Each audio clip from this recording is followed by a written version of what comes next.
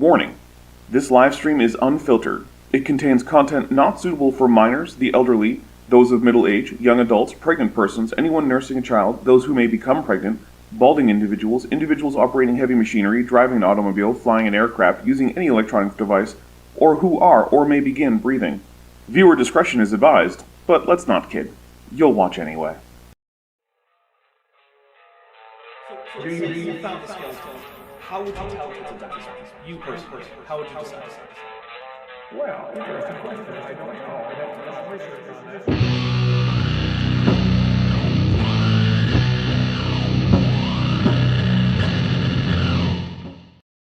Hey everybody, welcome to a show that doesn't have a regular name because this isn't a regular show. This is like a special thing that we're doing. I am, of course, Dapper Dinosaur. I'm in the top left, in case you can't tell, the dinosaur one. I have with me Chesh and Dr. Dan. I will be asking them to introduce themselves in just a little bit. Yeah, so welcome everyone. I think there were a whole bunch of people who were over watching me on Guts of Gibbons channel right before this. So hello to everyone who was over there. And I'm happy to report that that was a fundraising stream for John, who is going to be doing some speleothem research, and it, as far as I know, has exceeded his fundraising goal of 4.2 thousand USD. So, congratulations to him, and congratulations to all of you who helped with that, because I do happen to know that is a huge portion of the people who are here in chat right now. Next, let's have some intros. Chesh, who is you? Hi, I'm Chesh. I do goblin things on the internet. I normally am schlubbing around talking about politics or things happening in Canada or sometimes science. I usually do social studies though. So if you're interested in social studies, come and check me out. I got a cowbell today. All right. And you have a cow print that you're doing under the top there. Very nice. Dan, who is you? Hi, I'm Dan. I'm an evolutionary biologist. My channel is Creation Myths, and I tell people all about how creationism is wrong and why their arguments are always awful. And we love that here on this channel because that's also something that we do a lot of. And that's what you do. Exactly. If you're wondering, everybody, there are 3 channels linked in the description. One is Creation Myths, Dr. Dan's channel. Another one is Chesh's channel. And, of course, Debate Hub, which is also Chesh's channel. Hey! What a catch. First off. Second off. See, we knew that was going to be a problem. We did know this was going to be a problem. I'm here to be a problem. That's why I'm here today. You got your underlit. You guys want to hear Dapper talk about politics? Which you probably don't, but... You definitely do. I promise. You won't regret it. Speaking and of which, now I'm evil. By then I might have already bought some champagne. Hey. There might be champagne coming up, hopefully soon. In the near future, we'll definitely do a special for that. Fingers crossed. We're not going to tell you. We're not going to spoil it. How do you do that with your little? How do you make that work? Don't worry about it. You get your little. It seems like it would be hard. I have my butler do it for me. Okay. Yeah. All right. That's fair. It just comes over and just kind of. No. It's the butler's hands that do it for me. Oh, got it. Yeah, because the butler has nice little mammalian pentadactyl hands and everything. Gotcha. That makes sense. Mm-hmm. All right, so as the title here suggests, we are here to talk about Sal Cordova. Now, for those of you who don't know, the reason that we call him Slimy Sal is that he earned himself that appellation over in his Reddit days as a result of... Well, actually, you know what, Dan, you probably are better for this. It was before that, Dapper. Oh, he earned that one somewhere in the neighborhood of 20 years ago. Jeez. When he was a regular on William Dembski's Uncommon Descent blog. And you see there's the pun there, descent versus dissent, D-I-S-E, right? It's Uncommon Descent, right? It's a pun. And so Sal was a regular over there back in the Panda's Thumb versus Uncommon Descent blog war days around the Dover trial. And that's when he earned the Slimy Sal nickname from his behavior on those various fora. Yeah, okay. Yeah. I guess that makes I sense. don't know what happened. All I know is that a while ago Sal was bitch made for trying to cover something he didn't watch, and now That too. things seem to have escalated a little bit. So I'm That here to was- find out. That is like chapter 20 in the saga. Yeah. That whole thing. We don't have time There's for all so 20 much- chapters. I mean, there were nicknames. There's like really inept nicknames. Like there's a mutual friend of ours whose Reddit username is guy in a chair, and Sal just for years was just calling him guy in a toilet seat. Like it's There's Gracious, nothing if not very mature. I We have can't say anything. I'm not a good. You're the I am problem. not. I am the problem. Yeah. Let's see. We have a few super chats. Tantra for $5 says, "I used up my quota of funny in Erica's stream. AIG is a sack of dongs with a Ghidorah. I'll take a drink for that. I am in fact drinking a little bit of rum in some lemonade here. So, George McMarion Yul Snoozer Wilf, which is indeed a very long name, for $4.99 says, "We need Dan McClellan and Dan from Creation Myths on as guests for some hot Dan on Dan action. AIG is a bag of unnormalized movement vectors." Hey, sometimes you don't always want to normalize your vectors, you know? Sometimes you want to be able to compare their magnitude. And if you normalize all your vectors, you know what you can't do? Compare their magnitudes. Am I wrong, Dan? You're not wrong. You're not wrong. See? Just very immature chat. We're off to a great start tonight. Just, Lieutenant Math Bunch of Navigator for hypocrites. $2 says, "This stream needs more cowbell." There it is. Thick Sea Star with 2 C's for 200 Argentinian pesos says, "Fernet, Coca-Cola, and a splash of whiskey. Thank God I don't have patience tomorrow because I'm ready to be one." And then Metageeky Platypus Librarian for $5 says, "I've watched Sal's response before. Be prepared for random butt kissing. That's Yes. a constant with Sal. yup. Oh, spoilers. Wild jumps to other topics. Again, classic. And chaos energy that makes goblins seem sedate." I don't know about that. Yeah, we'll find out. We'll Chesh- find out. Chesh will be our judge for this because, of course, Chesh being a goblin, in fact, the queen of goblins. I am here to represent. No information or not, though, on whether you're personal friends with Jared, the Goblin King. So we have to figure that one out. And maybe he could teach you like that the whole like crystal ball in the hand trick. Do I seem like somebody who would be friends with Goblin David Bowie? Yeah. I mean, to be Yeah, fair, I do. I feel like just about anyone would be friends with Goblin David Bowie if they had that option. Sounds awesome. Yeah, I Sign me certainly up. would It would be. be pretty cool. Like if somehow I would know. David Bowie Goblin King came over and was like, "Hey, can I hang out?" I'd be like, "Absolutely, you Hell can, Jared." yeah! Yes. All right. So, what is the background for this particular response? So, there's a little bit of storytelling to go on, right? So, Sal had in the past few years really shed a lot of that slimy Sal reputation. He was being cordial. He was taking a lot of criticisms on board and trying to accommodate that into like some of his talking points. He was being just someone that we could even hang out. In fact, we did hang out with him. There was a time where we were just like, "Hey, Sal, we're all hanging out in I think it was Zoom or something. You want to drop in and hang out with us?" And he did, and we had a good time. It was, but more recently, Sal has been falling off a bit. He had a very ugly public breakup with a friend of his over the fact that she refused to be an absolute horrible homophobic, transphobic bigot, whereas Sal demands that of his friends, apparently. You just can't be friends with Sal unless you're as bigoted, if not more than he is. Can't be less bigoted, right? You have to be this bigoted to ride. So there was that.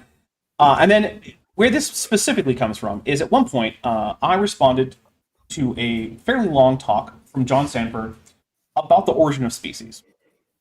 And in that, I came to the conclusion, which I think is largely unarguable, that John Sanford was lying to the audience. He was either lying about the origin of species, or he was lying in that agreeing to give a talk about a book means that you read the book. So either he's lying about having read the book, or he's lying about the book. Now, Sal's defense of this, eventually when I managed to get one out of him, was that he thought that the lies about the origin of species were... Sanford sourced them from Christopher Root, his co-author and general partner in fraudulence. But here's the thing, that still means he lied, because he agreed to give a talk about a book he had never read on the basis of what some friend of his had once said about the book. You don't do that. So there is no defense. John Sanford is at least sometimes a liar. There is no way around it, Sal. Sorry about that. But Sal decided to do a response to me, in which he talked a whole lot about genetic entropy, and mutational load, and things like that. Which is weird, because the number of times I talked about either of those topics in the video series that he was responding to was 0. Because John Sanford didn't bring it up, so I didn't either. I might have mentioned that he was the author, like, whatever, but I didn't make any arguments about it. So that was the entirety of Sal's video, and we watched it with John Hancock. He came on, and we was that Zach Hancock? I meant Zach. I'm confusing John from earlier today on Guts of Gibbon with Zach Hancock. I'm sorry, it was Zach Hancock. There's too many people. I know too many people. I'm going to cut down the number of people I know. All right, get your essays written and submitted to Dapper to not get your letters of recommendation lined up here. Yeah, you have to apply to remain someone I speak to. I'm going to be like first on the list. I'm out. Well, I have to keep you around, so that way I still have a producer for the Star Trek show. Yeah, I'm gonna be cut from the A string and dumped onto the B string. There you go. That's what it is. Dixie Star with 2 C's says, to be fair, has anyone actually read The Origin of Species? Yes, I have. Yeah, Dan has. I have. I can't read. Yeah. Well, there you go. The Fearmonger official for for $1.99 says, Sal sure likes sucking AIG for a homophone. Yeah, that's gonna come up a few more times. The fact that for a homophobe, Sal sure does seem to really, really, really like sucking the cocks of a few different pro-yeks. By the way, I don't know if you saw the warning at the beginning of the stream. We're not doing the normal PG-13 today. This is an R-rated stream. Yeah, well, no, it's R-rated. R-rated. Yeah, okay. Fuck you, I do what I want. Yeah. I already warned Chesh that we can't go X-rated. Oh, okay. Yeah. Because community guidelines are a thing. Community guidelines. Yep. Oh, I missed a super chat. For $2, Scoop23 says, founder of Focus on the Family died. Yes, he did. And there's a beer emoji. And I'll sure, I'll take a drink for that. I try to not criticize the recently deceased publicly. I don't fuck that guy. I'm going to say this. I'm not saying anything. If you don't want to be criticized shortly after you die or celebrated for your death, don't be the kind of person who, when they die, people's reaction is to celebrate. Now, I will say I have there's thresholds like John Enyart, for example, when he with great irony died of COVID. That one I laughed about because of the right-wing talk radio. Another One Bites the Dust thing from the 90s. Look that up if you don't know what I'm talking about. Yeah, you know what? Yeah, that guy deserves it too. Yeah, James Dobson. Screw him.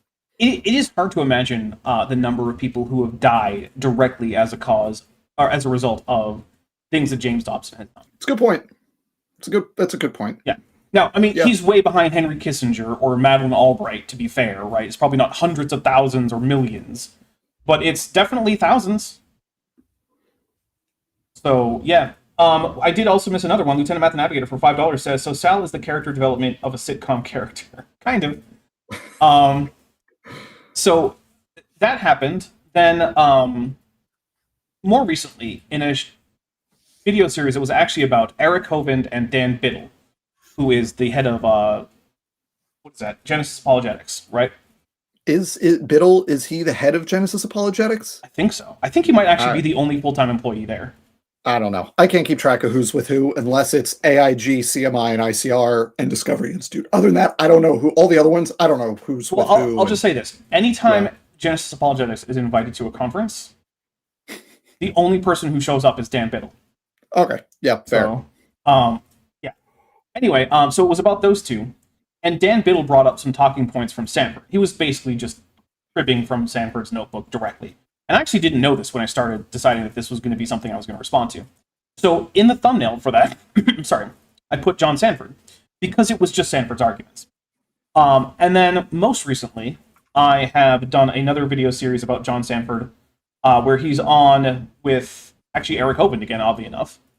He's talking about Adam and Eve. I've actually never directly responded to John Sanford about genetic entropy because I've responded to genetic entropy elsewhere, and also other people have done much more thorough takedowns of genetic entropy that have even been published. Dan, do you remember who might have been the most recent team to do a published paper that mathematically disproved? Yeah, if I recall, last spring there was a paper published that directly refuted John entropy by the aforementioned Dr. Zach Hancock and me. Oh, okay, right. Okay, yeah. And when I say refuted... And Dapper, do you know how many creationists have attempted to refute that paper since it came out last year? I'm going to guess that whatever the number is, it is not a natural number. I'm gonna guess that younger creationists never review anything recent. That's generally true. Great.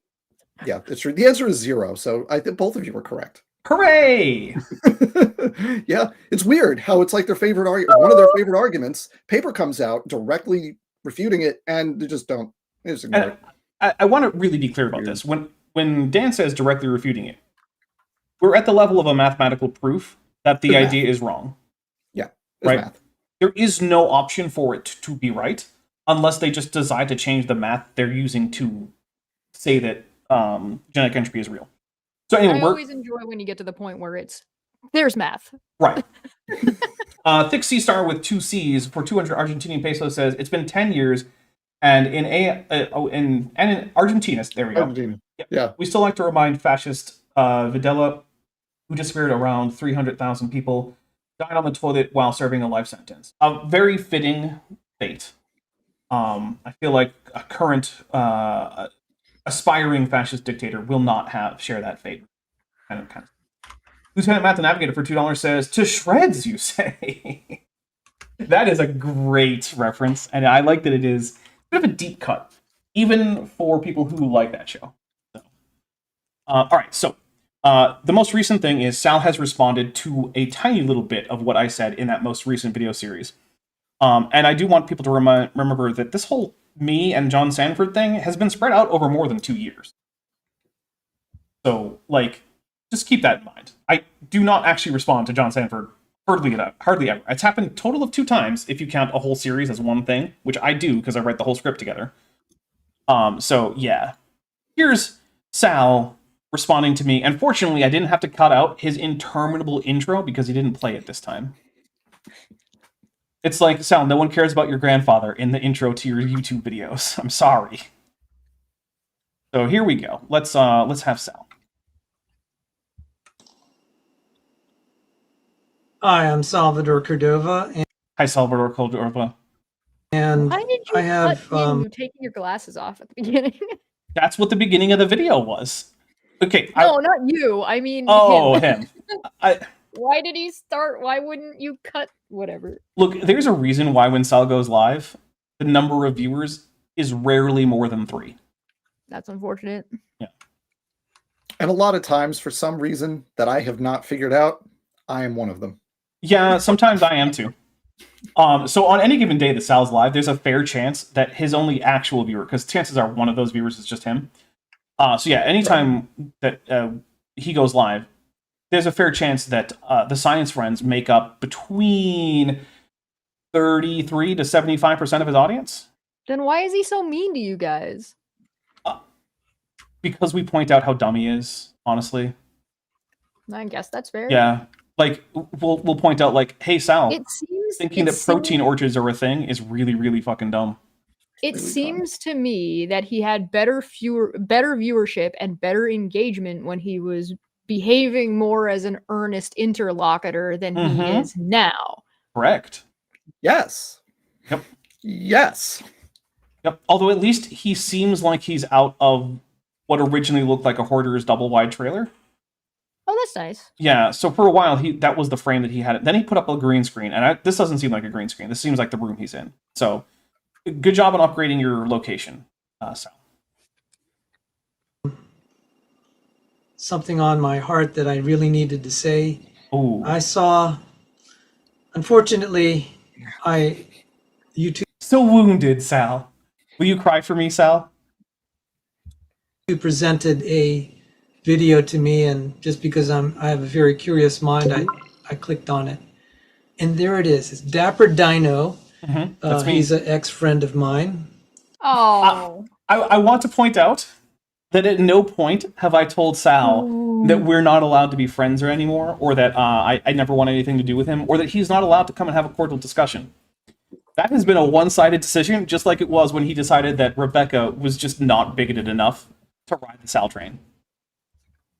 So that is very much a one-sided. Now, to be fair, I am giving this energy back right now, Sal. But that's mostly because it's fun for now. Tomorrow, you're allowed to email me, and we can have a nice chat about something. It's fine. Leave a comment in the down below. Yeah. Lieutenant Matt the Navigator for $2 says, nobody ever accused Sal of wisdom. Yeah, not that I'm aware of. Yeah, I think... Listen, that's just not the stat that he's getting fruit from. What is it, then? You only have so many fruit points. It's not charisma. It's not wisdom. It's not intelligence. Was he a dex main? Is that what's happening? He's got to be a dex. All I know is something about the Bible. He's a classical pianist. He is a dex main. Yes. Okay. All right. Maybe that's what it is. That would be dex charisma. He's just not. He's just rolling flat charisma dex though. He doesn't have the charisma, but what he has is like the technical ability. Yeah, I guess that's a bard subclass. Look, it's performance is charisma. Yeah. I've never seen perform, though. Yeah, maybe he has actually he has performed on a couple of his streams. He has played. Yeah. Okay. So you're telling me that this person has ability, can perform, can do things, can be a good person when he chooses, and like be a decent, reasonable person to have conversations with, and he's just choosing not to. That's exactly what's happening. Yeah. All right. That's disappointing. Yeah. Sal is choosing his own irrelevance, basically. I don't know.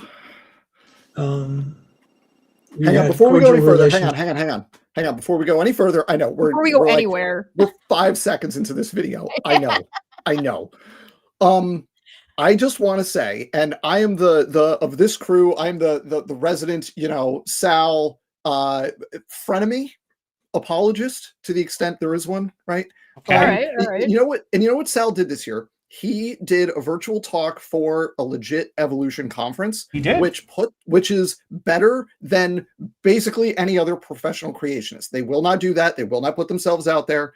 And he actually did. It wasn't at the conference. It was a virtual talk in the online portion of the conference that ran beforehand. But he did a legit talk at a legit conference. And you know what? That's better than like 99% of professional creationists. That's true.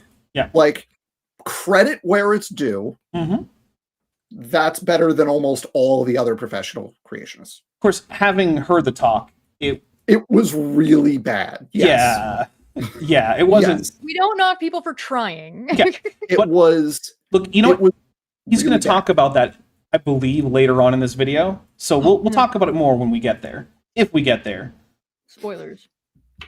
Until he started falsely accusing my mentor, my friend, and former employer. So I want to be clear. When I told you what the actual accusation was, what you came back with didn't refute the accusation. That's a problem. I don't know of a way to figure out how it is that you could get in front of a group of people giving a talk as a professional, as an expert, about a book, and then say that it's written in a language it's not even written in. So if I got up and I said that the original language of the Bible was Arabic, you'd call me a liar. Because either I know it's not, or I don't know enough about the Bible to actually accept the invitation and tell people that I know about the Bible. Because you're a linguist and you should know better. Damn it. Got him. I'm taking a drink for that one. For $5, Goop23 says, Sal has homebrew feed that makes performance a dex skill. That could be it. That could be it. Yeah. Hey. Maybe Hey. maybe it's part Somebody of like do their a noggin. yeah. Dutch Tunicate Official for $5 says, it just dawned on me how sad it is that he only gets 3 viewers, one of which is himself. I've had friends stream for the first time and get more viewers. Yeah, it's... The thing is, Not great. Sal's videos aren't much fun. Like, this isn't actually a fun video to watch. The only reason we're doing it is because we can make it fun, and also because, well, I mean, Sal called me out for being a doofus. So I gotta figure out whether or not I'm a real doofus. Not a doofus. Yeah, Oh he- no. Mm-hmm. You're not That's invited adorable. to his birthday party. Oh shit. Lieutenant Matt the Navigator for $5 says, Sal needs to roll a 10 on the charisma check, but he's rolling a d6. That's funny. Oh, thank you very That's much. funny. That is good. That's good. That's a good one. Mm-hmm. I just want to appreciate just the level. This is, God, I'm going to date myself with this one, but that is Dennis Miller ratio content right there, and we're all laughing at it, and that's wonderful. This is a very nerdy community that we have. Yes, it is. Mhm. Yes, it is. I'm wearing a Team Rocket shirt. Also, Dan, have you heard that there is a Dungeon Crawler Carl TTRPG in the works? Uh-huh, You I have can heard. play the Dungeon Crawler I Carl know. game? Okay. I know. I've heard. All right. There's also people who you can find this on Reddit. There's people who will do Baldur's Gate 3 playthroughs trying to recreate Dungeon Crawler Carl builds in Baldur's Gate. Nice. So you've got one dude who throws explosives, and you've got Yeah. a crazy debuff stacker. You've got it has the different you've got a summoner who's just like monsters getting summoned all over. Yeah, it's really cool. I also think there's a Stormlight Archives TTRPG that's in the works. I think that one's already available. Yeah, Oh, okay. I think Well, that there one's you already go. out there. Yeah. Well, now we know what Dan's second channel is going to be. Hey. With all that extra time I have. Right. Obviously. Dan on Oh. top hats off when. I mean, I feel like Dan would just turn down the invitation for a TTRPG session, but I don't know, maybe. When I look, When you retire. when I am When he's dead. gifted enough money that I can like quit my job and have time, then I will do things. Okay. But like this week, last night I had my stream with Mark Reed. Tonight I'm here. Every other night this week, I've been working because one of my colleagues got a new job, and I'm very happy for her. But that means that I have way more work to do before the semester starts. We're going to get a little bit more Sal in here. Thoughts and prayers for Dan. Of now 10 years, Dr. John Sanford, who is an Ivy League, a retired Ivy League Cornell research professor. That means he was hired to do research, and he didn't have to teach classes. He had a couple graduate students, and as far as I understand, and he did mostly research. He invented the gene gun. He co-invented the gene gun as part of a group, but he did do that. He did do that. Does any of these things preclude you from being able to lie?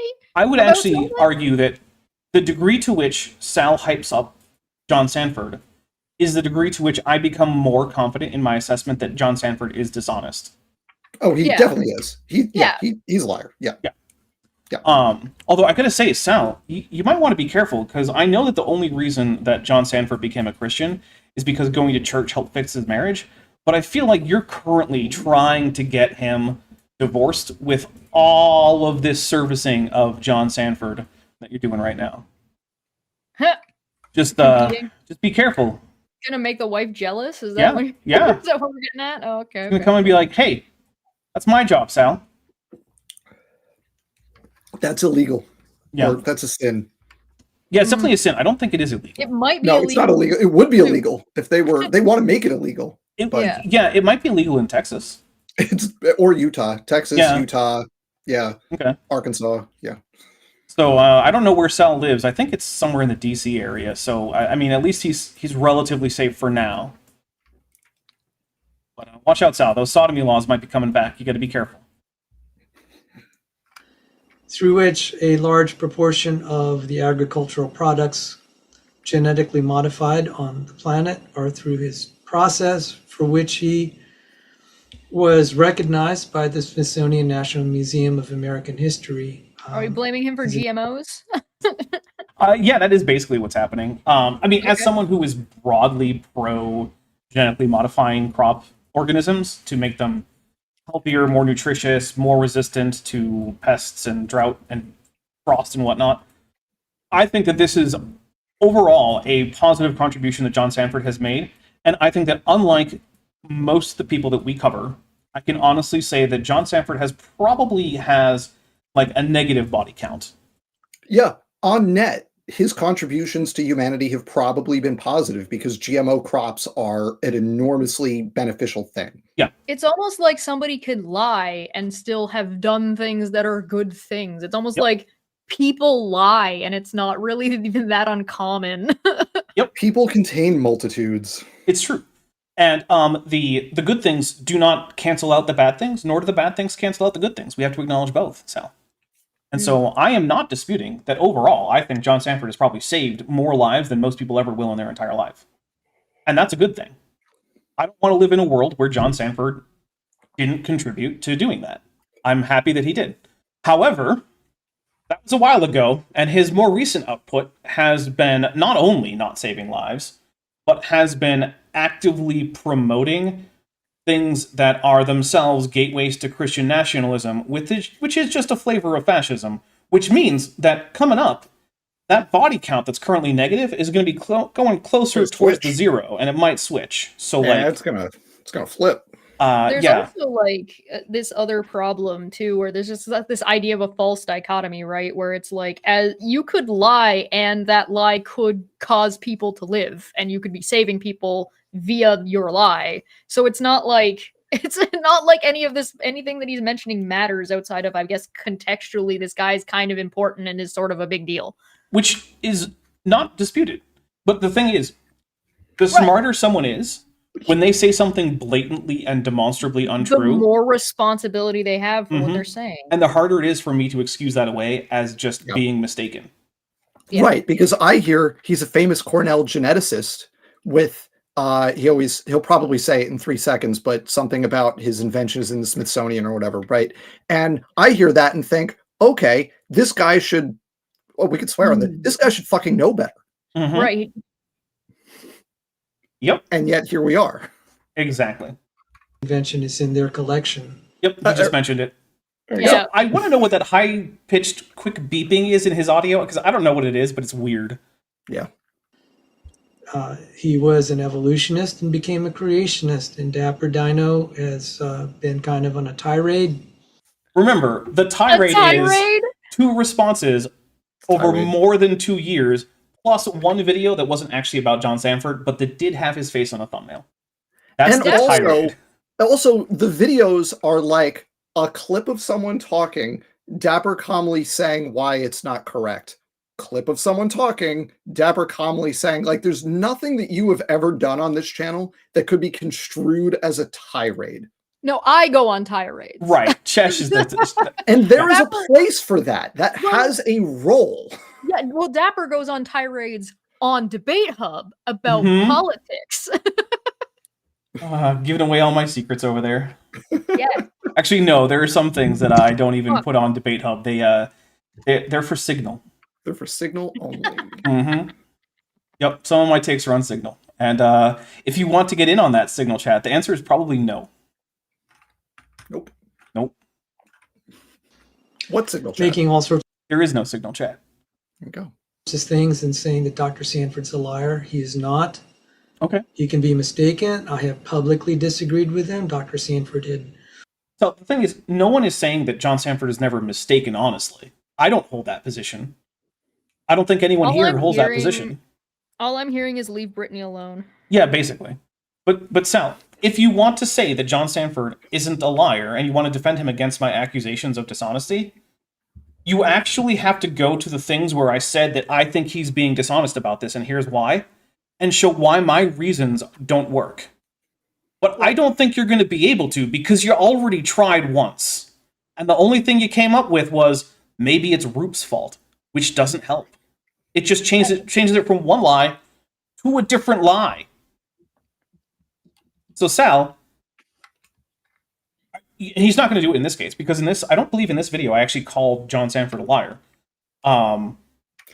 I'll just do right now. I'll just get it out of the way. John Sanford is a fucking liar. Oh yeah, he absolutely has lied about Darwin and Darwin's motivations, and literally the book Origin of Species. He's lied about Kimura and the source for Kimura's distribution of fitness effects, and literally what Kimura said in his famous 1979 paper. He has literally lied about like words that are in that paper. Yeah. So I'm here. On the record, I just want to go on the record. Creation Myths says that John Sanford is a liar. Yeah. And so you're welcome to refute those things, but you're going to actually have to assess and counter the actual things we say he's lying about. Because I don't think he's lying when he says that he thinks that genetic entropy is real. He lies in support of that, but that's not the same thing. I don't think John Sanford is lying when he says that he thinks that the Earth is 6,000 years old. He'll tell lies in support of that, but I don't think he's lying about that. So when I say John Sanford is a liar, you need to actually address the specific things that we've said he's lied about, or you're not really helping. Because glazing John Sanford, I'm fine with it. Because all it means is, oh, so he does know better then, huh? Because he's a real super smart genius guy. Okay. Gave me the all clear to publicly, even though I was his employee and colleague, to disagree with him publicly. That's not that unusual, Sal. I don't know. Sure. And he's never told me, Sal, if I'm wrong, you just do what I tell you to print. He never told me to do that. He never told me to violate my conscience. And I told him there are a few spots where I disagreed with him. But you just said you had to get his permission to talk publicly about what you thought he was wrong about. That's so fucking weird. That's so fucking weird. That's fucking weird. I don't have I have a person I work with, Manya, and when Manya disagrees with me about something, she doesn't have to come to me to ask me if she can publicly disagree with me. She just disagrees with me and we talk about it. And sometimes it happens publicly and sometimes it doesn't happen publicly. It's because it's a natural relationship. So, like, what unnatural scenario have you gotten yourself in with this person where they have this level of power over you that you can't even say he's wrong about something and, hey, yo, maybe actually address the problem? Well, Nobody's taking away his achievements by saying he lied about something. I don't know every last detail about the situation between Sal and John Sanford, but I do know that at least a part of it is that Sal has based, like, his entire self-esteem on, or not all of his self-esteem probably, but a huge chunk of his self-esteem comes from his association with John Sanford. Why? Right? That's a great question. I don't know. You would have to ask Sal. Like, I am Sal. Why? Well, why? You could pick anybody, or you could pick nobody. You could just not do any of those things. Like, your value doesn't have to come from some other guy. Like, you're worthwhile. Is he though? Maybe not. You can have value independent of.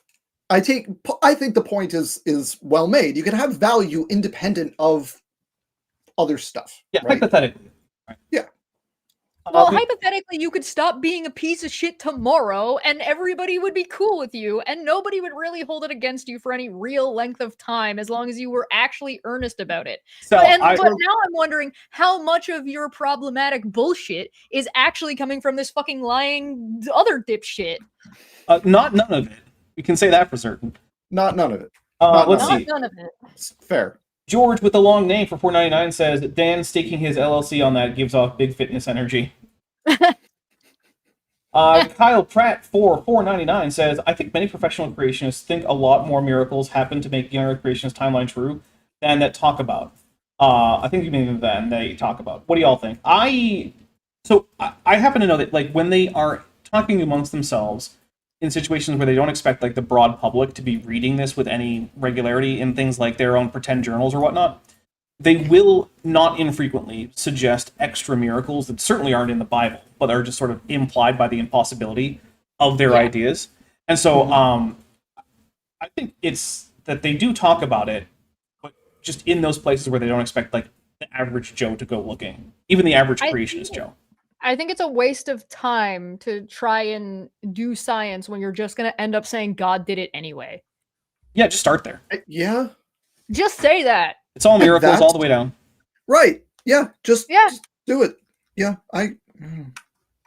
Lieutenant Matt the Navigator for $5 says, it's very uncommon in evangelical/fundamentalist churches, and I guess that's most of his social experience. I'm not sure what the it is. Is it disagreeing with like your quote unquote Elder betters? disagreeing with the. Oh, okay. Yeah, I think okay. that's probably right. right. Yeah. Let's go back to Sal. And on my YouTube channels and videos, I have expressed where I have disagreed with him. It doesn't make him a liar. No one said that was the reason he was a liar. Sal. Correct. Agreed. Yep. That is in I fact like not. how much we're agreeing. Yep.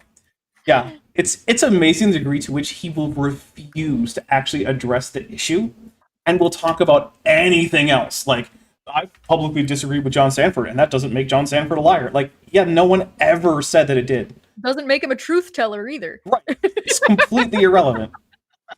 It's like, hey guys, I had a ham sandwich for lunch. That doesn't mean that John Sanford is a liar. I True. would rather.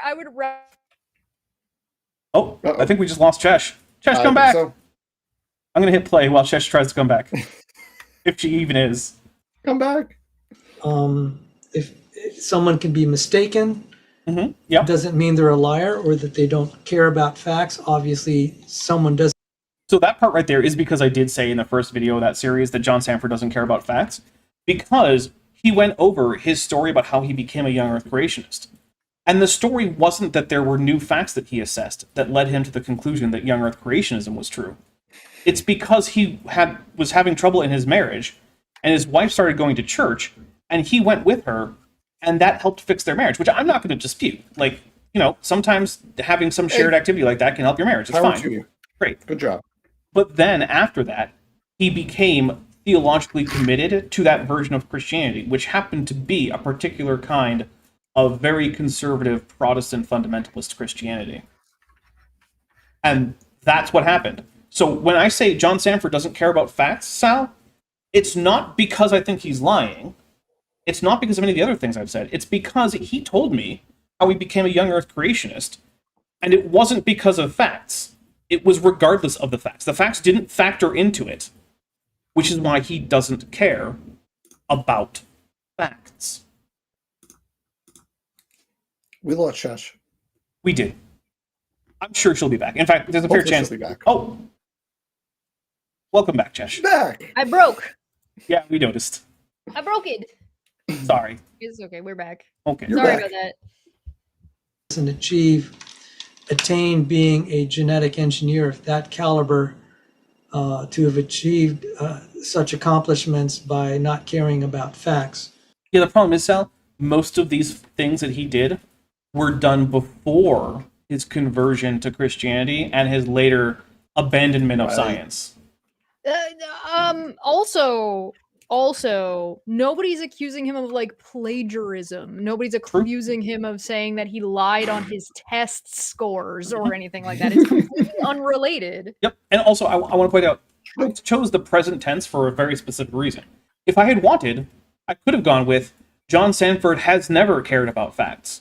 I don't think that's true, and there's a reason why I didn't say that. You can also care about facts sometimes and not care about facts others. That's also true. There can be different So- domains in which you care more or less about facts. I don't understand this black and white brush he's trying to use here, as if like it applies. Oh, we do have confirmation that it is, in fact, disagreeing with the quote-unquote elders that Lieutenant Matt was talking about. Yep. We need to get someone in here who's going to be like Lieutenant Kimolu, so we can get both of the belugas from lower decks. Yay! That'd be fun. I mean, if Dapper Dino applied the same standard to him, as I will show, that he applied to Dr. Sanford, then Dapper Dino's, by Dapper Dino's standards, is a liar. Okay, so I would love I'm for looking you forward to to that. tell me which thing it is that I have claimed to have expertise on, and then said something that is verifiably true under the most cursory examination. Sorry, verifiably untrue under the most cursory examination. Right? Where did I say something at the level of large sections of this book are written in German, when in fact, no? While giving a talk about that book. Now, I don't mean that specifically, that specific instance, right? But I mean something that blatant, where I am presenting myself as someone who should be trusted as an authority on a topic, and then I give a So- very basic incorrect thing. Where did that happen, Sal? I feel like this is the problem with this video right now, is that there is a way to do this type of a video, and this ain't it. Oh no, If not you're at all. gonna, like, I've done videos like this where you have to demonstrate that somebody's a liar. But if you're gonna demonstrate that somebody's a liar, first off, you have to start off with the thing that they've said. Now Sal has somewhat given like an overview of what he wants to do, but I don't think he's gonna be able to pull it off because he's set up something where he's going to have to show what Dapper's standard is by Dapper's own words. So he's going to have to show Dapper talking about what is a liar, what is a standard, and what is the expectation, as if Dapper's the one setting the expectation. Then he's going to have to show what it was exactly that Dapper said and presented about what's his McFace. And then he's going to have to then show an example of Dapper doing that and then explaining and elaborating why that's a lie by Dapper's standard that he has then presented. And this, I'm not confident that that's what's going to happen. That is the second accurate prediction you have made since we started this video, which makes you better at this than basically every young Earth creationist. Hey, I'll take a drink for a Yay! confirmed prediction because I already know what's coming. I That's a confirmed passed prediction. the barb that is buried under the dirt. Mhm. Ooh. Now, I don't believe that. He's just a nincompoop. Ooh, I'm a nincompoop. Oh no. What year is it? 1957, I think, maybe? What? Man. So That's adorable. adorable. Stop That's it. adorable. Next thing you know, he's going to call me a square. No, More polygons. you're way too dangerous to be a square. That's No. fair. Yeah, also, I might have items within arm's reach that would indicate that I am perhaps not a square. Bloviates about stuff he doesn't know what he's talking about. Okay. Ooh. Wow, that sounds so familiar. Huh. wonder- Bloviating I about wonder- something you don't know what you're talking about? I wonder if some guy whose dick you just had in your mouth, Sal, was bloviating about things that I responded to and that you didn't even bother to watch before you responded to that. Like a book Yeah, like a that book. we didn't read? Yeah, the thing that originally convinced me that I think John Sanford is just a liar. Yeah, that thing. That's fair. No. Projection. Weird. Because look, I don't think it's his biggest lie, right? Like it's trivial. Who cares? Like, does it matter to Yeah, anyone? this isn't even that big of a deal. But the thing is, I couldn't figure out a way to take that statement of his as something that was honest. You couldn't square the circle. Right. So that's why I said that, Sal. It's not because I think he's wrong. But I don't Because know. I think a lot of people who are wrong are honestly mistaken. A lot of people. And Sal doesn't need to do this. He doesn't need to bend over backwards over this, what is ultimately like a lie about something that isn't even that big of a deal. Like, it's Right. not even that important. Like, there are more science things you could be talking about, and you didn't have to burn any bridges over it. Well, I mean, he's burned bridges over other things that were at least as silly. Oh, sure, so, yeah, like, that's fine. that yeah. seems to be Sal's, like, just thing, I guess. Gotta keep And life so- interesting. Oh, sorry. I finally, I let a lot of stuff go, and I said, I used to say, well, maybe Did you, Sal? Because this is your second response to me in response to me having talked about John Sanford twice. If you want to have a conversation about your relationship with Dapper Dinosaur and what you agree and disagree with him on, then make that video. To be fair, we've already done 2 videos like that, right? Like, I went on Sal's channel to Right. talk about things like what atheists get wrong about Christian history, because it turns out there's a fair bit. Yeah. And Sal came on my channel to talk about what young Earth creationists get wrong about the second law of thermodynamics, because again, there's a fair bit. So, like, we've done that, and I'm happy to do it again. But in the Maybe not meantime, no, I'd still do it again. I don't care. Right. Those were in the good days, let's say. Sure. Look, if Sal Before emailed the- me today and he was like, "Hey, I Yeah. want to talk about," and then he gave some topic like one of the ones that we tend to agree on or something, or if he said, "Hey, I want to have another debate," because we debated like the definition of fitness once, and it was a perfectly fine debate. If he had another one like that, I'd say yeah, and I'd be polite about it. Because he should come on and talk to me about why he hates gay people. there you go. That would Here's the thing. I don't care enough about Sal to normally just be mean to him. I just don't care. This, however, is a specific instance, and I thought it would be fun today. Tomorrow, my plan And is it is, to be yeah, clear. it is. Yeah. We're having fun. My expectation is that tomorrow, the existence of Salvador Cordova will at no point impinge upon my consciousness, apart from responding to comments on this very video. That is my expectation. And when the comments dry up on this video, I expect to spend months never thinking about him at all. And if I'm going to be mean to you, you're going to be at least someone that I think about at least on a weekly basis, because otherwise I just don't give a shit. Dapper's right, and I said that's okay. Maybe Dr. Sanford made a mistake. I don't monitor everything that he says, and I won't defend everything he says. And no one has ever asked or expected you to, Sal. Then why are you defending this? It's honestly kind of weird the degree to which Sal is like, I'm not going to defend John Sanford, while you're defending John Sanford in a whole video. It's a why weirdly have you chosen this hill to die on? I don't understand. That's exactly the phrase. This is a really weird hill to die on. It just doesn't matter. You can just let it go, right? Weird hill to die on, but at least you're dead. He's just kind of sitting here with a bowl full of shit, spooning it into his mouth, and he's like, normally I wouldn't eat this shit. Okay, cool. Maybe you should stop now. I don't know. I don't normally guzzle cum of my fucking mentor, but when I do... But when he's right, I will defend him, particularly if a nincompoop Ooh, there it is. accusing him of lying when Dr. Sanford was in the right and the nincompoop was the one who didn't understand. And Now, again, I don't actually remember accusing John Sanford of lying in the video that Sal is going to respond to. It's possible I did, and I just don't remember. But I don't remember having done that.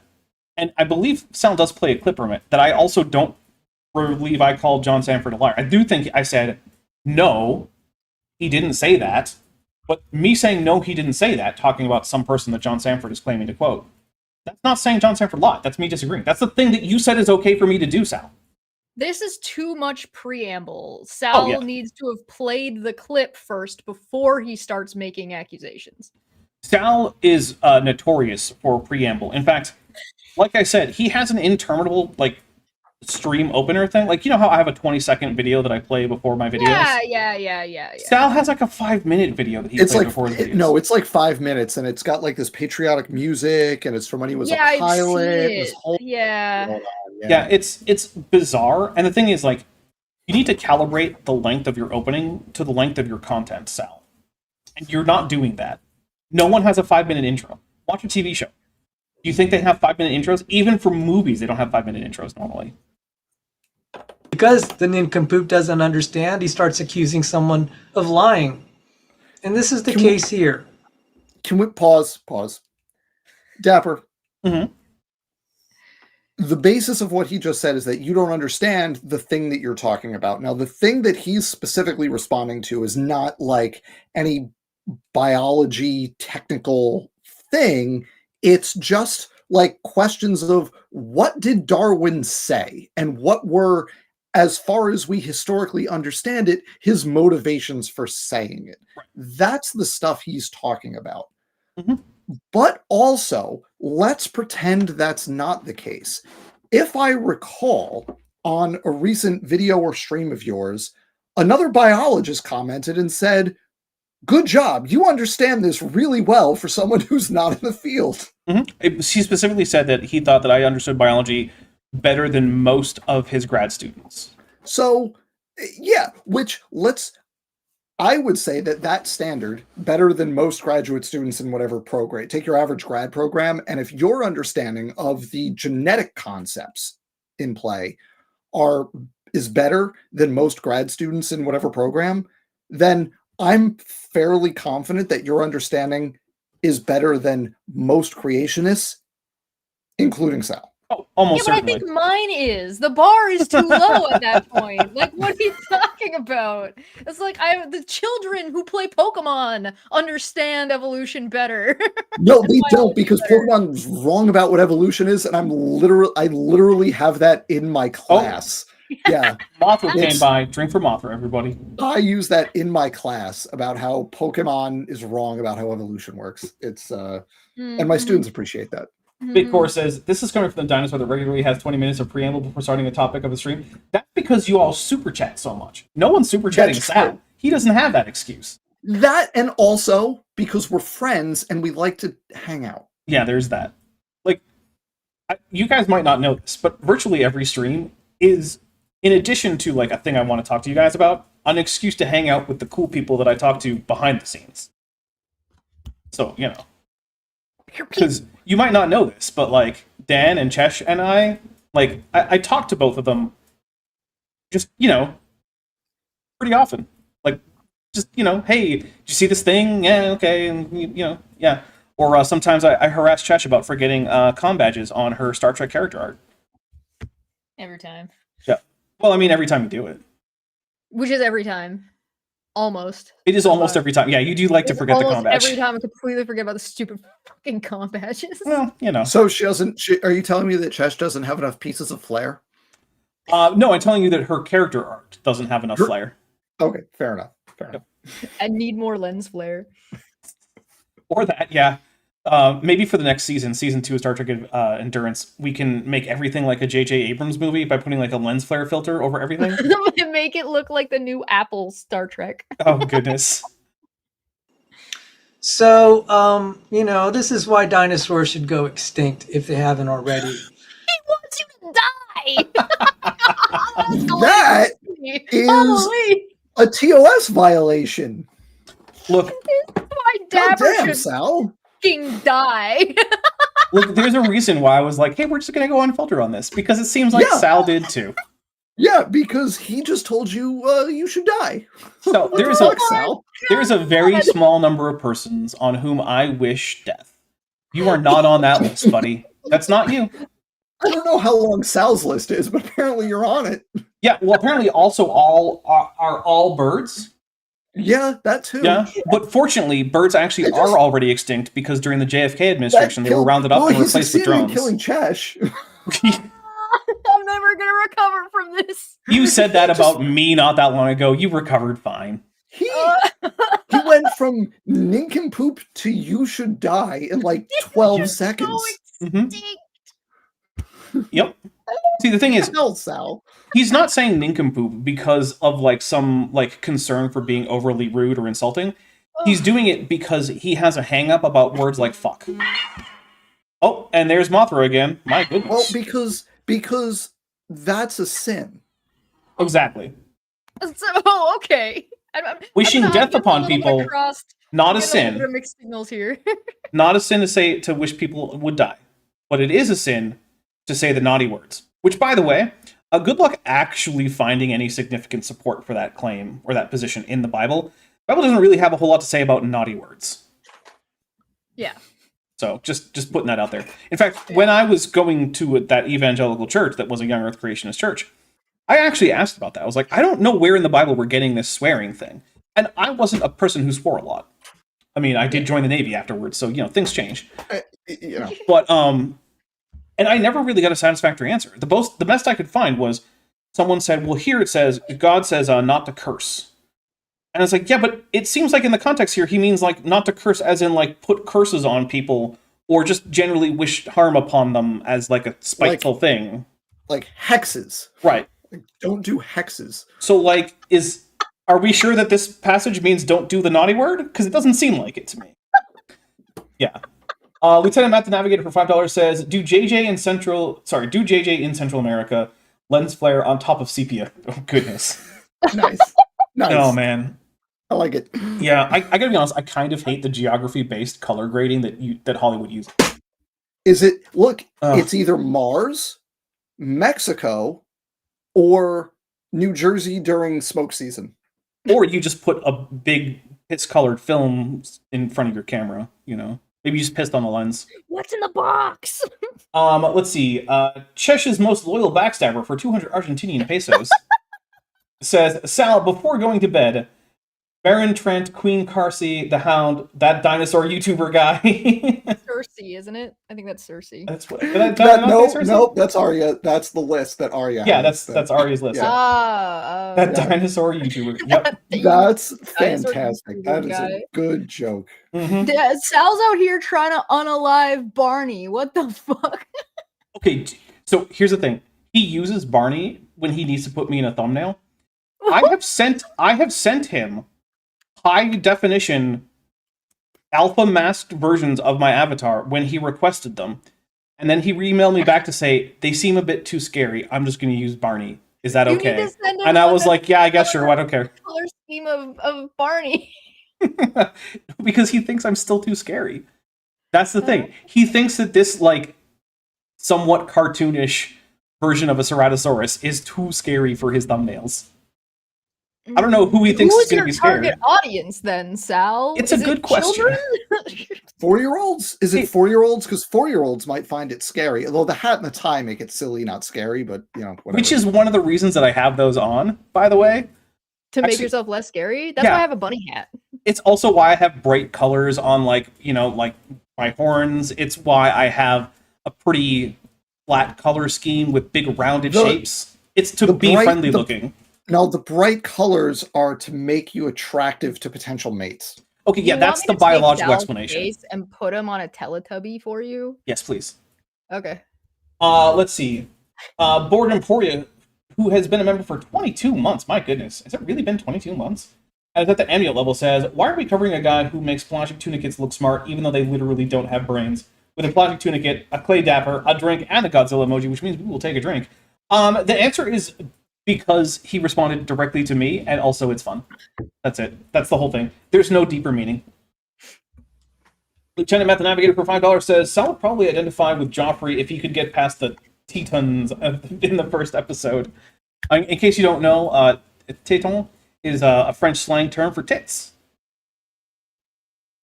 So that's what's going on there. Just remember, this is the R-rated Dapper Dinosaur stream. The one your Christian parents told you not to watch.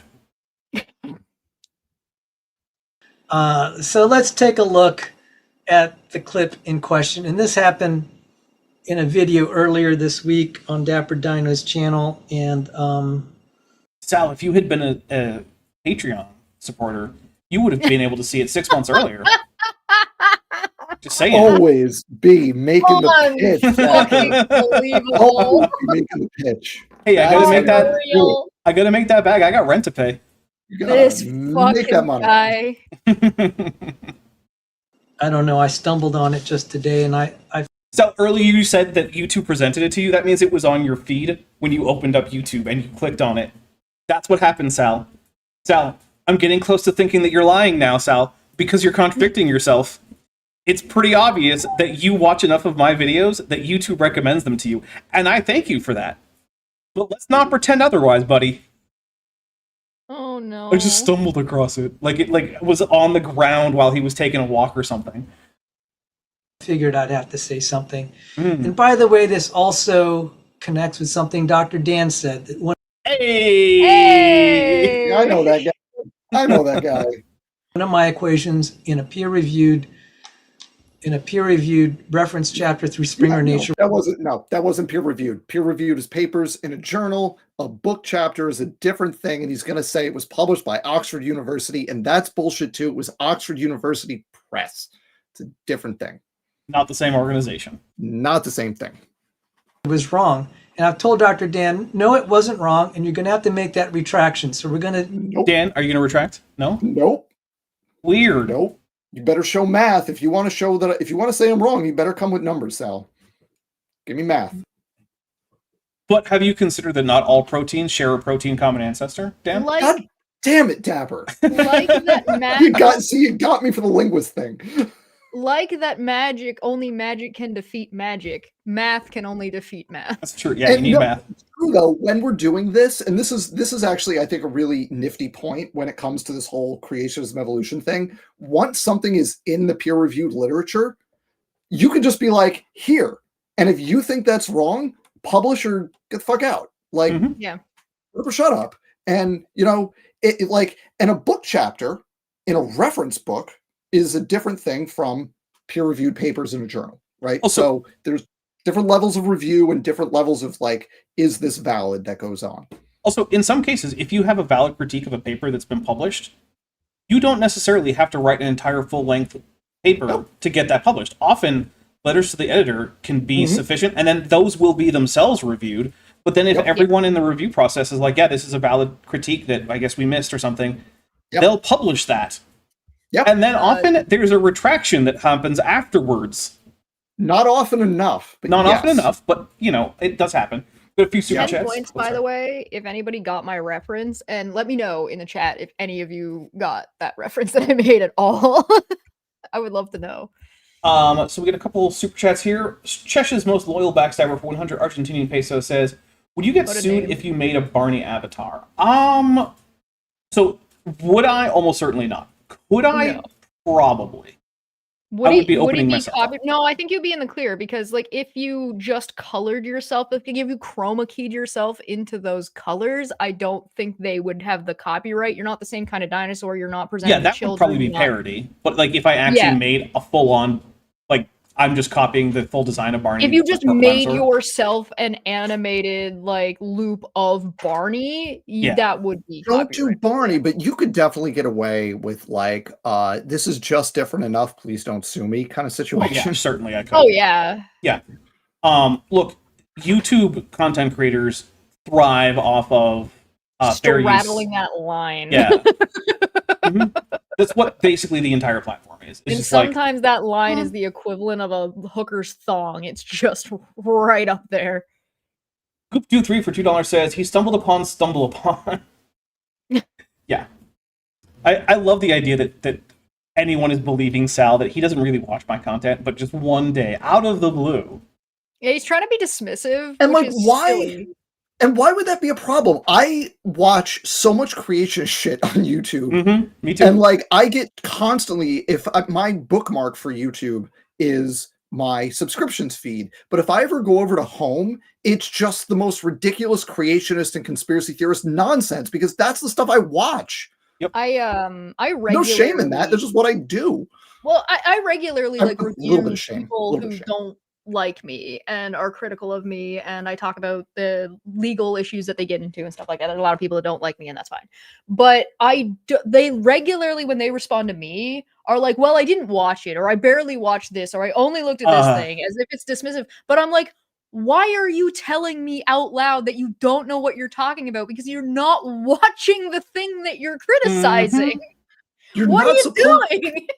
You're not supposed to admit that. You're supposed to keep that part a secret. Yep. Right. That's the point of lying and the whole lying thing we're even here talking about. Oh my goodness, it's coming back around full circle. It's gone full Dapper. We're going to do too many circles. We're going to get in trouble. In case you guys don't know, foreshadowing is a literary technique. Hey. We're going to try to kill two birds with one stone because there's a I thought you wanted to kill all the birds, Sal. formula in there that I But fuck those two specifically. Oh, right. These are, yeah, okay. Those two. I provided to Dr. Sanford, and that's actually in evolutionary literature. For some reason, Dr. Dan can't seem to figure this out and keeps accusing me of using that my formula is wrong. Is it accusing or is it demonstrating, Dan? I just want to point out that I literally have a PhD in this shit. Like, this is my field. This Yeah. is the thing. To the extent I'm an expert in anything, it's the thing that Sal says I don't know what I'm talking about. Mm-hmm. Which is really interesting because he's trying to use the expertise of this other guy as if Yeah, it the other guy- precludes him from Yeah, the being other guy's a molecular geneticist who doesn't understand evolution. I'm an evolutionary biologist. I understand evolutionary genetics and population genetics. It's the topic of my fucking PhD dissertation. So I feel like Sal, by attacking Dan this way, is really shooting his preamble in the foot. Yeah. Also, Zerolon says, the Chicxulub impact, the highest ratio of bird to stone ever. It's not wrong. Not wrong, sir. that was a lot of birds with one stone. Yeah, Yes, it was. definitely. There's also a lot of things that aren't birds, but Also yeah. a lot of Hey! non-birds. But Kyle got the reference. Let's fucking Nice. go! Oh, Maya Atkinson does point out, yeah, but Sal has a Bible. He does have a Bible, that's true. Although, I think I have like 6 or 7. So I don't know, I might win. say I have a Bible. He probably has more than one. That doesn't. I think I actually don't have one anymore. You gotta get yourself a Bible. They're handy to have. They're heavy.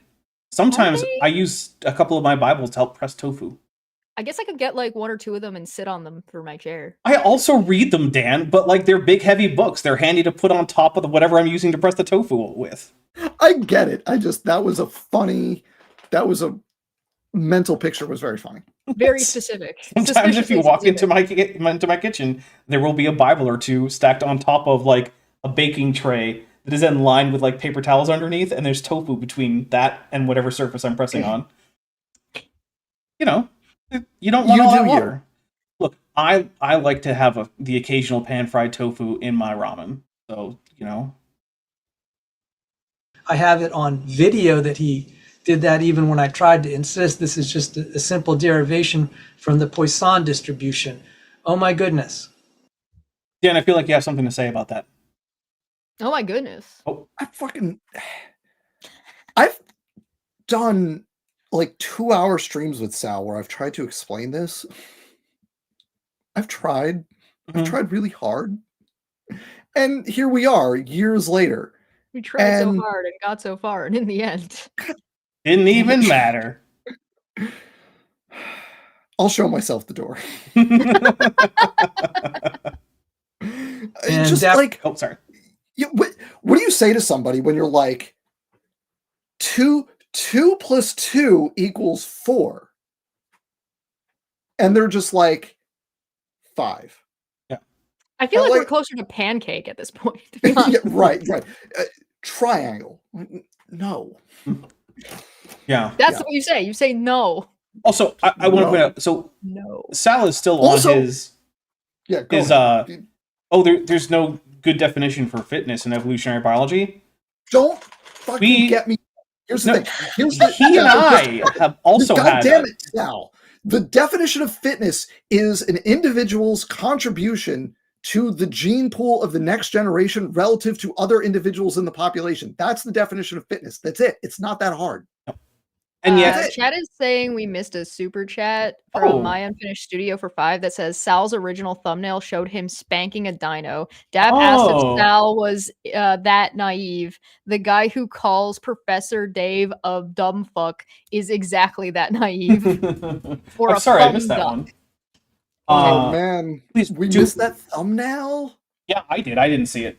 Sorry to step on your toes, Dapper, but there's no definition of fitness thing is maybe the dumbest thing Sal says. No, it's fine. It's extraordinarily easy to define fitness, and anybody who says evolutionists can't define fitness has never set foot in an evolutionary biology classroom, never cracked a textbook. Like, it is so extraordinarily easy in a population genetics context to define fitness. It is so It sounds to me like that anybody who's saying that in that context is just projecting that they can't define a kind. Well, there's that. Yeah. So that too.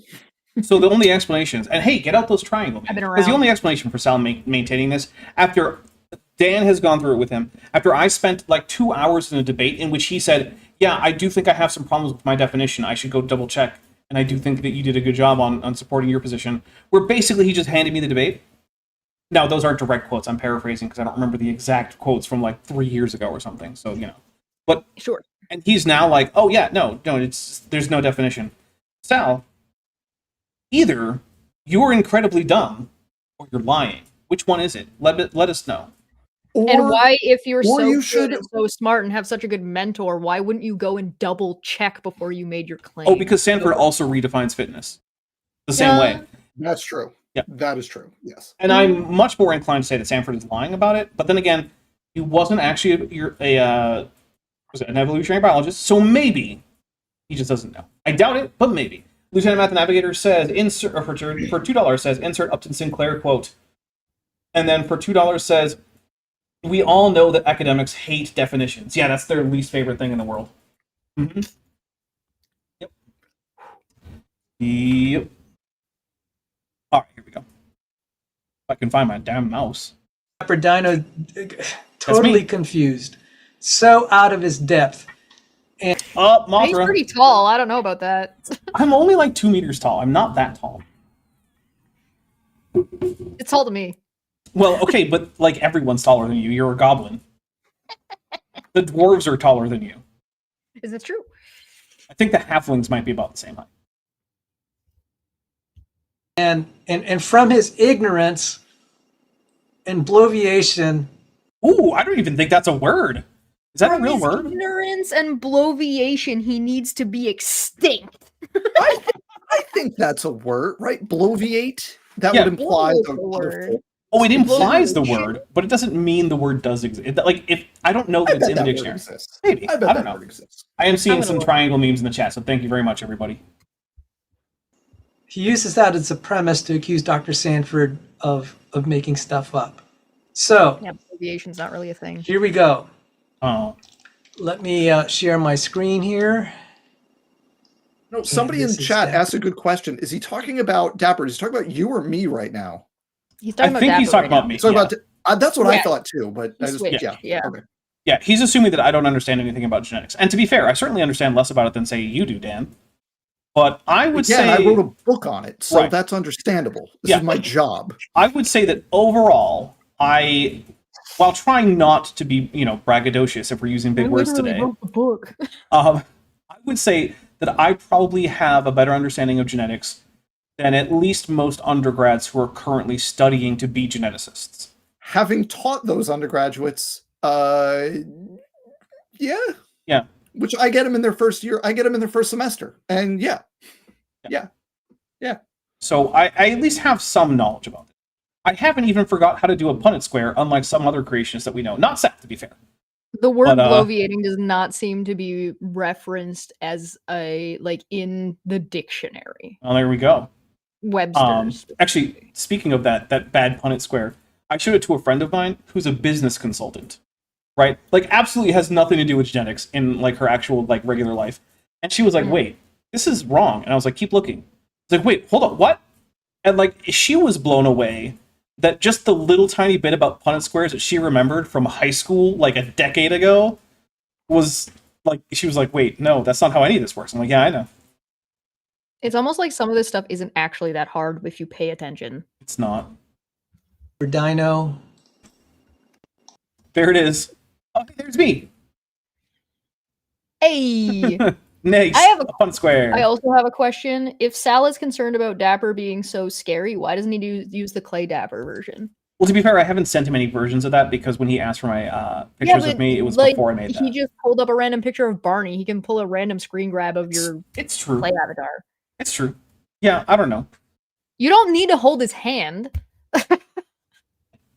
Yeah, I don't. But look, if someone says, "Hey, can I get a high quality picture of your avatar for a live stream I'm going to do where I call you a Your nincompoop?" headshot is on Google. Yeah. But look, if someone was like, "Hey, I want a high quality version of Clay Dapper for a stream where I'm going to call you a nincompoop," I'd give it to him. I don't care. Then it is a very nice Punnett square. I do appreciate it. Don't stare at that Punnett square for too long. It will give you a headache. Yeah, it's you might die. Yeah. Raw Matt. There you go. My favorite Raw Matt is still when he said that Morganugadon didn't have teeth while putting didn't have molars. While writing that under a picture of Morganugadon's molars. That was fun. Let's play it. Inception here. Oh, wait. Yeah. That's exactly the problem. They weren't pretending that they were speaking for the Almighty, when creationists do pretend that. I don't know what I'm saying there that Sal is finding Can we objectionable get a apart little from bit more disagreement. context, No. please? No. We should let him play for more than 9 seconds. Okay. But I'm And going to then we read might this. get more context.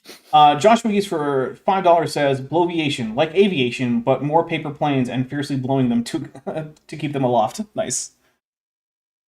One of the things that I learned was that one of the most famous ones, Mueller, said if human beings have more than one mutation per person per generation, evolution cannot work. We are all on our way down. Dan, do you think that's a fair assessment of what Mueller said in his Why Have We Not Died 100 Times Over paper? I am going to reach through the screen and turn this video off so I don't have to watch it anymore. Okay, so you're going to say, no, John Sanford did not correctly characterize that paper. Yeah, that's a no. Okay, we'll talk about it after a little bit when I give my response, and then Sal gives a little bit there. So I just want to point out... Just no. There is some broad agreement that that's not what Mueller said. Except that he did not say that, not even a little. Mueller is most famous for a similar idea called Mueller's ratchet, which says that in a population in which there is no genetic recombination, that is, a haploid Now, I will say, I probably should have gone into more detail about the actual Why Have We Not Died 100 Times Over paper, so that is on me.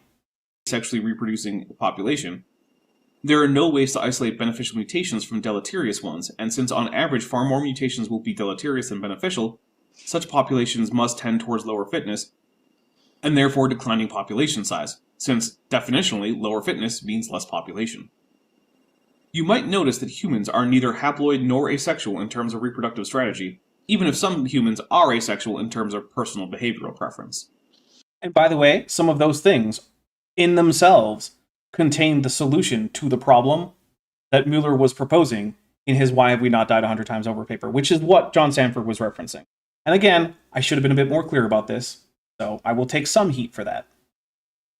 Humans reproduce sexually, and this allows for recombination, which means that beneficial mutations can accumulate in a genome, with deleterious mutations being eliminated by selection. Even microbes, the context in which Mueller was actually working, undergo forms of mutation and sexual reproduction on occasion, which allows for them to accumulate beneficial mutations while removing deleterious mutations from the genetic background containing the beneficial mutations. Now, that does also mean that many single-celled haploid organisms simply will not reproduce due to the effects of Mueller's ratchet, and that is just true. Trillions of bacteria and other single-celled organisms die all the time while failing to reproduce. Mueller's ratchet has never applied to organisms like humans, and I find it hard to believe that Sanford does not know this. Now, while I will say, I do think I could have done better, I will point out that I don't think Call him a I liar. said anything wrong, nor do I think I called John Sanford a liar. Although I did say that I have a hard time believing that he actually believes what he's saying about Mueller. But that's not Yeah. the same thing. Me saying, this seems Not the sketchy, same thing. is not the same thing as me calling him a liar. But Dan, True. as someone who is an expert, do you think I got anything wrong there? No, I think the only thing is you said at one point, I think you said mutation when you meant recombination. When you said that could something have been about there, even bacteria undergo, you said mutation and sexual reproduction at some points. I think it's recombination. Yeah, which, okay. That's probably which is true. And this is something I talk about in my classes about how haploid asexual organisms have other ways of dealing with this so that they don't have to deal with the constant accumulation. All right. Well, And imagine that they've taking al- on board criticism. So I want to talk a little bit about the paper that Sal is going to talk about, which is why are we not died 100 times over by Mueller and who was the other one, Dan? I don't remember. Okay, it was Mueller and I don't someone. remember. Sorry, to the I co-author. guarantee you, Zach Hancock could tell you off the top of his head. Oh, absolutely. I can't. Sorry, Zach. This is sometimes called like the mutation load paradox or things like that. I want to talk about a different paradox to illustrate what the point of this paper is. Because if you're just reading this paper and you don't know much about genetics, especially population genetics, it can be hard to figure out what's going on. So there's a paradox that is called Obler's paradox. And this was proposed by a guy named Obler, you might not be surprised to find out, because he thought that the then current model of cosmology of a steady state universe was incorrect. Because at the time that he was writing, the idea that cosmologists had was that the universe was basically static and that it was infinite in size and that it was more or less uniformly distributed with matter on large scales, right? Obviously on small scales that's not true, but that at cosmic scales it was more or less, uniform across. And so he realized, okay, and also that it was eternal. And he realized, okay, if the universe is eternal and infinite and broadly uniform, then it would be impossible to draw a line of sight in any direction that does not intersect a star at some distance. Which means, if that's true, the sky should always be, in all locations, about as bright as the sun. There should be no difference between night and day because every single direction that you point is pointing at a star that's going to be somewhat similar in brightness to the sun. And so on average, the whole sky is going to be as bright as looking at the sun, which would be blinding and is clearly not what's happening. Now, he proposed this to challenge the model. Say, hey, this model makes a prediction that we don't talk about much, but that is absolutely not met. What gives? Something is wrong with our model. Mueller is doing the same thing because he was looking at a model in population genetics talking about how many deleterious mutations could occur in a lineage while that lineage persisted as a population. Because remember, as fitness goes down, if fitness ever goes, below a threshold, you're going to start shrinking population because that's what fitness is in the first place, Sal. And so he said, Yeah, but it okay. doesn't have a definition, so he can't deal with that. Well, yeah, obviously. And so he was saying, okay, according to this model, if humans have on average one deleterious mutation per generation, like if you have one deleterious mutation and each of your kids has a new one, then the model predicts that human population would have collapsed. And I want to be clear, it predicts that human population would have collapsed within a few generations. This would be a problem for Sal's timeline too. You don't get a 6,000 year period of human surviving if this model is accurate. And the reason Mueller is doing this is to say something is clearly wrong with the model. There must be something about the model that's incorrect. And it turns out, yeah, there is. And that's true for models generally. It's just that in this case, when applied to certain groups of animals, primarily mammals and other relatively slow reproducing vertebrates, that, the model actually does fall apart. And you cannot simply use it naively. And that's the point of Mueller. So I just wanted to get that out there, and also to tell people about Ogler's Paradox, because I think it's cool. So now we'll head on with... that is super cool. Yeah. That is super cool. Yeah. Gonna get some other sciences in here, like astronomy. I'm gonna keep my polymath reputation intact. A lot of people. Oh, it's an ad. Sal, there are websites that you can go to download things so that you don't get that. Just gonna put that out there. I downloaded this. Oh boy. Okay. Sanford I'm knows ready. about Mueller's ratchet, and he knows about diploids. I agree. I think he does. That's not helping your Okay. case, though, Sal. Which is why Mm-hmm. he is a liar. Yep. He knows. Yes, Sal, that's the problem. Yep. He knows why what he's saying isn't true, Sal. Yep. Exactly. Okay, so it's hard not to either laugh or get angry, Feel free to do both. and Dapper Dino is just totally out of his depth. First, he said Mueller never said that about one mutation per individual. Yes, because the entire point of his paper is to point out why that's stupid, Sal. That's the point of the paper. Have you read the no. paper that you're going to bloviate about, if we're going to use your word? Was the paper partially written in German? Maybe. Maybe it was. Hey! Oh, very good. I'm going to take a drink for just Sal being like, yeah, John Sanford That knows was- all this. Exactly, was Sal. That's the Cheers! problem. Cheers. It's a very nice mug, by the way. Thanks. I like it. So I will first point to modern literature how they interpreted Mueller's work. Well, What? since Mueller was writing in the modern period, I would be very fascinated if any of the literature you could pull up was not modern. Are we shifting from biology to studies in lit? No, because Mueller is writing in To biology. point to classical antiquity to explain. Yeah. All right, everybody, crack your textbooks. We're going to What talk did- about the hero's What journey. did Julius Caesar have to say about deleterious mutations? The Odyssey.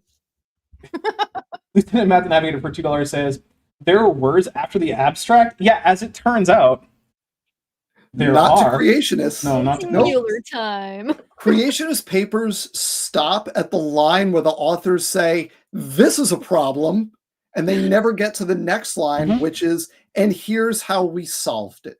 Yup. No solutions, only problems. Points to a work, and I'll show you the work here. Let me bring it up. It is, let's see. It is this work called Our Load of Mutations, and let me bring it up.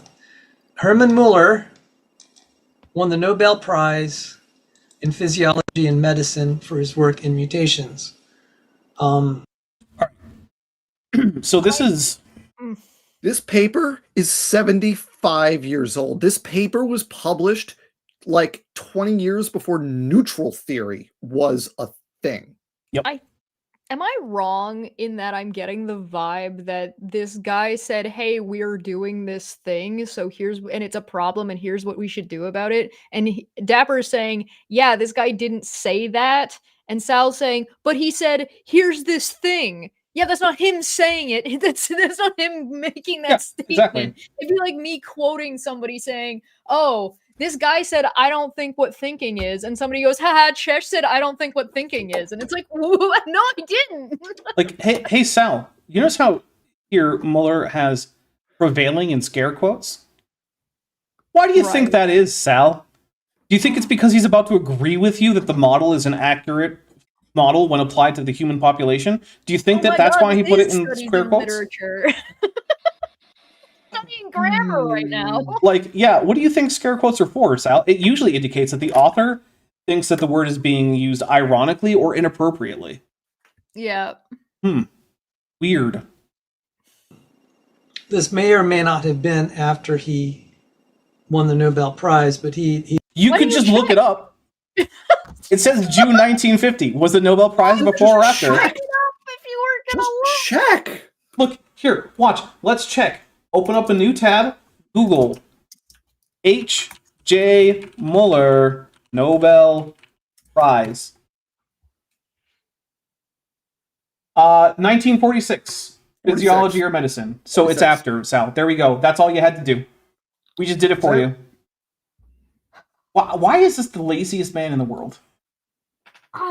That is, look, among creationists, that is see, here I am defending Sal for the second time tonight, because laziest is a very high bar. Okay, that's Yeah, fair. that is a high bar. That's fair. That is an exceptionally high bar. I stand corrected. Let me rephrase. Sal, why are you so absurdly lazy? Fair. Okay. For $2, Prixie Purple says, new theory. Sal doesn't know what lie means. Yeah, that could be it. That could be a thing. When I say that something is a lie, at the bare minimum, I mean that thing is untrue. But when I say... I'm going to give pushback to Prixie. Earlier, maybe like that when we watched the beginning of Sal's stream, Sal specified that he was demonstrating via Dapper's definition. That's true. So, whether or not Sal does know what lying means, or if he disagrees with Dapper's standards, that's a different conversation than him claiming that Dapper is lying based off Dapper's standards. So he has to at least know what Dapper's definition of lying is to make this video in the first place, if he's being honest. So I'll give my definition, Sal, in case you're curious. When I say that a statement is a lie, I mean that it's untrue, and generally I mean that it is demonstrably untrue, such that there's really no grounds for disagreement that's made in good faith, right? So if I think you're wrong, and you say something, I probably won't call that a lie if I think it's plausible that you could be both well-informed and still hold that position in good faith, right? So like, when someone tells me that species are real, I don't think that's a lie. I think it's wrong. But I think it's not a lie. Because I don't think species are real. And I think I have good reasons for thinking that. Now, on the other hand... Dapper versus Zach debate when... Exactly. Come over onto Debate Hub, I'll set you up. On the other hand, when someone says that you're going to have Bill Gates microchips inserted to you under the genetic engineering program of an mRNA vaccine, that's a lie. Now, you might believe it, but the statement itself is a lie, because not only is it untrue, it is very easily, demonstrably, and inarguably true. And when I say inarguably, I mean with good faith arguments. Yeah, you're either being dishonest by not doing the work to find out what is, like, via negligence, or I won't even go that at that far. point you're being like purposefully, maliciously ignorant at that point. So now you're being, it's lying with extra like caveats. When I say that someone is lying, right? When I use it as a verb, where there is a person who is the subject of that verb, what I mean by lying is an intentional attempt to deceive one or more persons. I don't just mean telling an untruth. You think about this way more than I do. Okay, that's fair. If somebody has been exposed to facts that are accurate, and then they say the opposite of that, they're lying. I mean, And anytime Sal is talking about fitness, he's lying. Anytime John Sanford is talking about genetics, he's lying.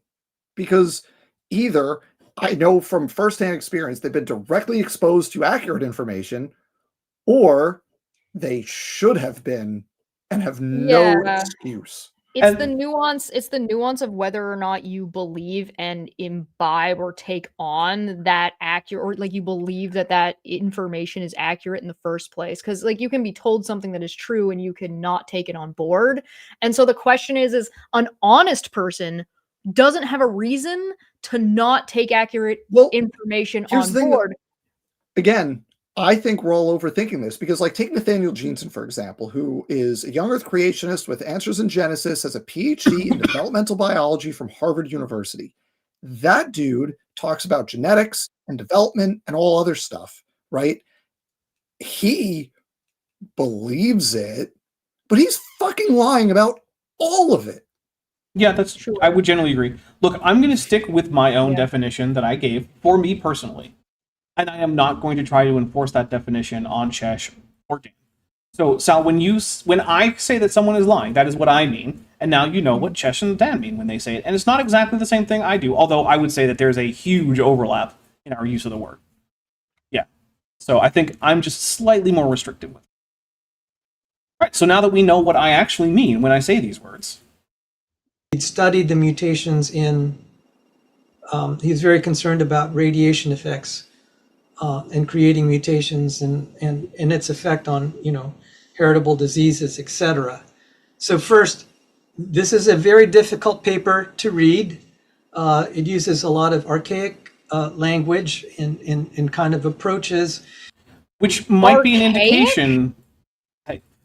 Which might be an indication, Sal, that you should find more papers that are more recent, that are up to date, that agree with you. Except, oh wait, not even this paper agrees with you.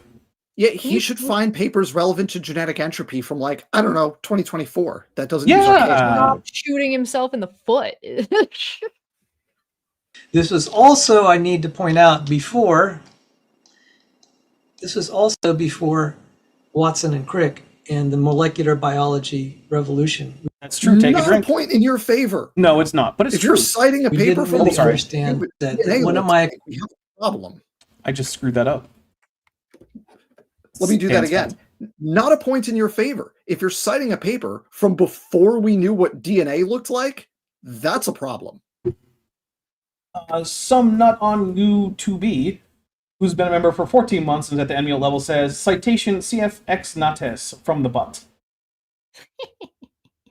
There you go. We're adults here. That's why we're being called nincompoops. Well, I guess I'm being called nincompoop. I need to ask your channel a favor and your viewers a favor. I need a slur. So could you guys provide me a slur for somebody who is maliciously ignorant and stupid on purpose? Oh, that is not an easy thing to come up with. No, it's not. Lieutenant Math Navigator for $5 says... You can't just use yek. You can't just say yek as a slur. No, because there's other people who aren't yeks who are also maliciously stupid. Right, but I'm saying we could turn yek into the word for it. Oh, yeah, I guess, right. We can also like just do flirt. adopting another slur? Yeah, just use yek. I feel like adopting another slur runs risks. Although I don't know that yek is actually a slur, though. It's not. Well, but flurf is. So you want to make it a slur? It could be for people who are maliciously just whatever you said. Because I think it applies to all yeks, and then you say, like, just apply it to... Lieutenant Matt the Navigator for $5 says, it ain't archaic if you can tell the S's from the F's. I would actually argue that even then it's not really super archaic if you're using the long S, but, you definitely have a better case to make than anything Sal has. There's nothing in the 1950s that I would really call all that archaic, but I suppose it is somewhat subjective. Etc. So first, this is a very difficult paper to read. It uses a lot of archaic language and kind of approaches. This was also, I need to point out, before Watson and Crick and the molecular biology revolution. We didn't really understand DNA structure. We sort of, we didn't understand kind of the molecular basis of inheritance to the level we did until after Watson and Crick. So why are you citing it, Sal? So it's amazing Mueller had these insights. Insights which don't agree with you. I think that the problem is that he's trying to cite this to say that this guy did say a thing that you said he didn't say, but he's just not passing grade 10 English. He's also wrong about this because you don't need the molecular biology to understand evolution. You just need data in terms of like population level traits and things. Yeah. And over generations, you can do really robust quantitative population genetics without a molecular basis for it. You can still describe and accurately predict what's going to happen. Yeah, you can experience and observe gravity without the equation. Yeah, and the thing is, well, what I'm saying is you can figure out the equation without understanding the enzymes that are responsible for like top-gen stuff. Heritability is measured on traits to this day, not on genes, because genes are always going to be inherited. Who cares? And you can use heritability and fitness, which you can assess independent of doing genetics at like the molecular level. And you can use that to assess evolution in populations. That's a thing you can do. We can measure these things, Sal. The things you say aren't well defined. We can put numbers on them. Yeah, no, there are equations, and you could just derive the equations and put numbers in that you observe and calculate it, and it works. I just want to thank Joshua in the chat really quickly because I've been thinking about it all night and haven't said anything yet, and you brought it up for me. Have we discussed the suspenders yet? We have not discussed the suspenders yet. I wasn't planning to, but it is a choice. It's a choice. It was a choice. Decisions were made. Sean Gettler, who's been a member for 27 months and is at the ambient level, says you could make a Yek slur by merging it into Yekel, Yek plus Yokel, which I originally read as Yeksel. Yeah. Which might actually be better. Yeah. Well, you're replacing the involuntary part with the Yek part, so I think that works. Yeah. Plus, the incels, the degree to which it's involuntary is it's like, somebody suggested auto-lobotomite. Nice. Also, hey, pro tip to everyone who's trying to come up with words. Celibacy isn't the same thing as chastity. Celibacy is not getting married. Chastity is not having sex. You could get married and then not have sex and still be chaste. You could not get married and thereby be celibate and then have all sorts of sex and thereby not be chaste. Please stop mixing them up. Yeah. Precision and accuracy are not the same word. If you're currently sexually active and you're not married, you're still celibate. I like the suspenders. That's fair. I'm not a fan of the t-shirt. Plot twist. Plot twist. Have we talked about the suspenders yet? 5 minutes later, I like the suspenders. Look, I am not here to talk about how Sal's looking, right? Counterpoint. I think we should make a point of only critiquing male creationist outfits. I just don't critique outfits most of the time unless I'm asked by the person wearing the outfit. That's my general rule of thumb. If you want my opinion, I'll give it. Otherwise, I mean, unless you're like breaking some kind of like dress code somewhere, I'm probably not going to say anything. Chesh's most loyal backstabber for 100 Argentinian pesos says, is Hopeland a Yeksel since women seem to want to get away from him? I mean, he might be now. I don't think he's had a fifth Mrs. Hoven show up. He's an Excel. I also love that Sandra, the most recent ex-Mrs. Hovind, apparently ran away with like tens of thousands of dollars and like most of the inventory of their on-site store. Good for her. That's awesome. Yeah. I love that. That's some chaotic good energy right there, and I'm here for it. Somehow, Hovind was convinced that the PayPal account that PayPal donation should go to was Sandra's personal PayPal account that she would then disperse back to the ministry. Which... Well done. Amazing. You played yourself. Dapper, can you do me a favor and make a poll that it says, is Sal wearing Crocs? Yes, no. Okay, yeah, I can do that. Thanks. Let's see. Is Sal... There's no way. No way. I Definitely wearing mean, Crocs. Nah. Crocs and socks. That's happening right now. ooh, Crocs and socks is the worst combo. Well, can we just what if this is the third time you're making me defend Sal? What the hell? What if You he don't has have like to. a pair? What if he has like a pair of Crocs as like his house slippers, so he doesn't wear shoes inside, but he wants to Get have something on his slippers. They're real slippers. And that's why he doesn't have slippers. That's why he's got the socks on. Well, what if, just again, let's play devil's advocate here. What if you don't want to have slippers like when was this? This was recently, right? So it's the summer. So Sure. it can Okay. be hot. You don't wear slippers. You know what? You're trying really hard. I'm You're trying trying really really hard, hard, Sal. but Give me a break, all right? I can I'm trying really kind hard. of see it. But for me, that would be flip-flop time. You're trying harder than Sure, the then just wear ring on flip-flop. my. Have a pair on of my- flip-flops that don't go outside. Yeah. Yeah. Lieutenant Matt the Navigator for $5 says, if she ran off with his truck too, he'd have a promising career in country music. Amazing. I think that would be a better career for Kent, honestly. In retrospect, I just want to point that out, that it's amazing he was so accurate given what little knowledge we have compared to what we have today. Sal just can't stop giving out those blowjobs. But I'm going to point to a more recent paper. So we're just not going to talk about the 1950 paper?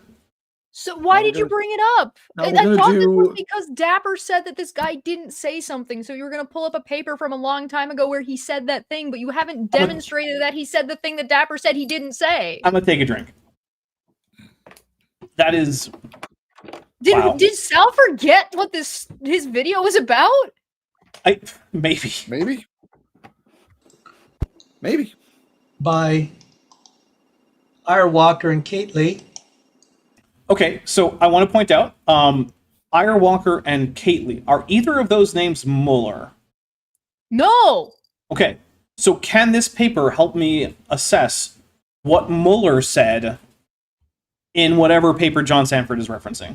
No. Okay, just wanted to make sure about that, because that's what I was thinking. But what do I Next step, know? will that help demonstrate what Dapper was saying was correct or incorrect? Also probably not. No. High genomic deleterious mutation rates in hominins. And this looks like this is 1998. So this is So still decades ago. Okay, got it. Oh. later than 1950, obviously. And I want to Hey, you know what, Sal? Good for you for being able to assess which whole number is bigger than the other. Number go up. point to the, I don't know if you could see it. Let me just expand this. They reference Mueller's our load of mutations. Ooh. They do. They do. And Are you going to read that section where you tell us what they're referencing and why, Sal? Because I'm pretty sure it's not because Mueller agreed with John Sanford. This was okay. So people keep saying, "Oh, that's old. It's been, Yeah, this is old too. it's been, surely there's something new." Look, this is basic math. Sal, is it basic? it's basic relative to some other forms of math. Like, he's not doing like n-dimensional tensor calculus or some shit, right? So I like, can't count it on my fingers. It's not basic. well, then it's probably not basic. But like, here's the thing, Sal. It's not just that this is an old paper. It's that Mueller wouldn't agree with John Sanford. And I know because I've read the papers that John Sanford references in order to say that he does. I'm still lost in why this matters that these other people referenced this thing to say that whether or not Dapper said something correct about something somebody else said. He's going to try, and he thinks that this paper is going to do a better job of demonstrating why Sanford is right than the actual 1950 paper, which also doesn't agree with John Sanford. That's what's going on All I here. can think is that this is the Charlie meme with all the string on the board. Oh, it absolutely is. Yeah. Where's Pepe Sylvia? I don't know. Sal, where is Pepe Sylvia? Do you think maybe Pepe Sylvia doesn't exist? And then everyone's been waiting for their mail this whole time? No Maybe. boy. Maybe. where this was derived from. You're not going to revive something that is basic math. And I mean, you might if you find out that your basic math doesn't actually correspond to reality, right? Because All you're right, not going call to. Landon. That's the thing. You're not going to reassess basic math itself, but you can apply math incorrectly. I just was responding earlier yesterday in script writing to a geocentrist who didn't realize that you're allowed to cancel out your own acceleration when trying to measure the acceleration of a different object. And, like, the actual arithmetic he was doing was fine. But was he applying the math correctly? No. No, he wasn't. Does Sal think that mathematicians don't currently do anything? I don't know about that, actually. I don't know what Sal's, like, internal idea about what mathematicians do would be. Also, I think Sal is using StreamYard too, and I don't know how he's on the right. I don't think I have an option for putting portraits on the right and the video on the left. I'm a little confused about that. I think you can change the layout now. Okay. If you go to like the settings in your top right, I think you can futz with the layout. Ah, all right. Well, hey, now I learned. Mueller was merely pointing that out, and you could see it's kind of hard to Show find where him they doing actually that, reference. It's not that hard. It's right there, the superscript 5. Right there. It's right in front of you. Let's see. Let's move up to the top of that sentence. If the effects of mutations act in a multiplicative manner, which they don't, the proportion of individuals that become selectively eliminated from the population, proportion of genetics death, reference 5, is 1 minus e to the negative u, reference 4, where u is a deleterious mutation rate per diploid. So a high rate of deleterious mutations, u greater than 1, is paradoxical in a species with a low reproductive rate. Hey, Sal. Wow. If is a fucking important word there, Sal. That's almost exactly what Dapper was saying in the video clip he showed. Hey, Dan. You're aware of the CIT plus line of E. coli in the Lenski long-term experiment, right? I sure am. Are you aware that multiple mutations were required in order to get the CIT plus trait? I am, in fact, yes. Are you aware that the CIT plus trait has a positive fitness value? Yeah, it sure does, because that population grew to a much higher density than any of the other populations. Are you also aware that each of those mutations on their own have a negative fitness value? I did know that, which makes that trait irreducibly complex and was demonstrated by a creationist.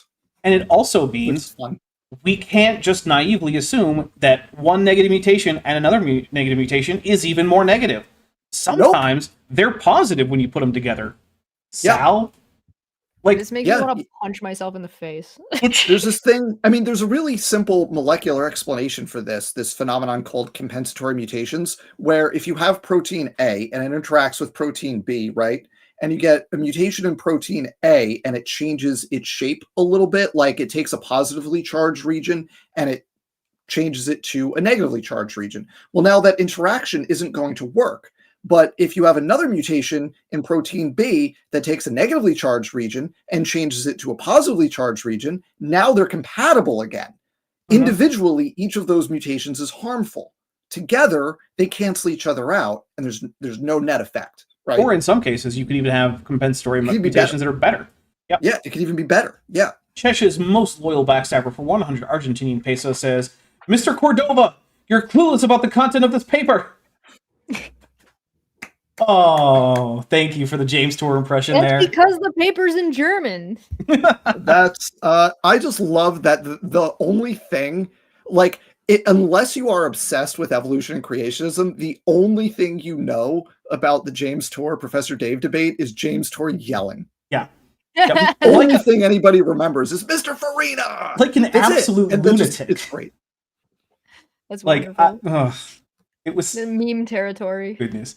You know, I actually met Professor Dave in person about a month before that debate, and we chatted a little bit about his plan. Yeah, I was in the LA area, and he was giving a talk about something to do with spaceflight. I don't remember. But I was there with Vishanti. We attended the talk, and we chatted with Dave a little bit beforehand. So yeah, that was a big part of the topic that we talked about. In fact, I think I've sent you the pictures of me and Professor Dave. Pretty sure I sent you. I don't know that you I have. sent them to You back should when we. send them. I'll try to find them again, but I sent them to the old Twitter chat that we had. Oh, yeah, well, that's gone. Mm. Yes, yeah, That's gone. Yeah. We all left the Nazi bar. The forbidden place. It's the shadowy they- place. We don't go there. Yeah, exactly. It's the elephant graveyard of the internet. Talk about the Everything like- proportion of genetic deaths here, and it refers to Hey Sal, highlight a few lines up. Go up Oh a few my lines. God. It is infuriating to me that the problem with this entire thing, the reason that I'm right, is on screen right now. And it's 2 letters. I, F. You know what happens when the answer is no? The whole idea falls apart, which was Mueller's point in the first place. The That we're next wrong major about this. sentence, furthermore, if starts with if again. Mm-hmm.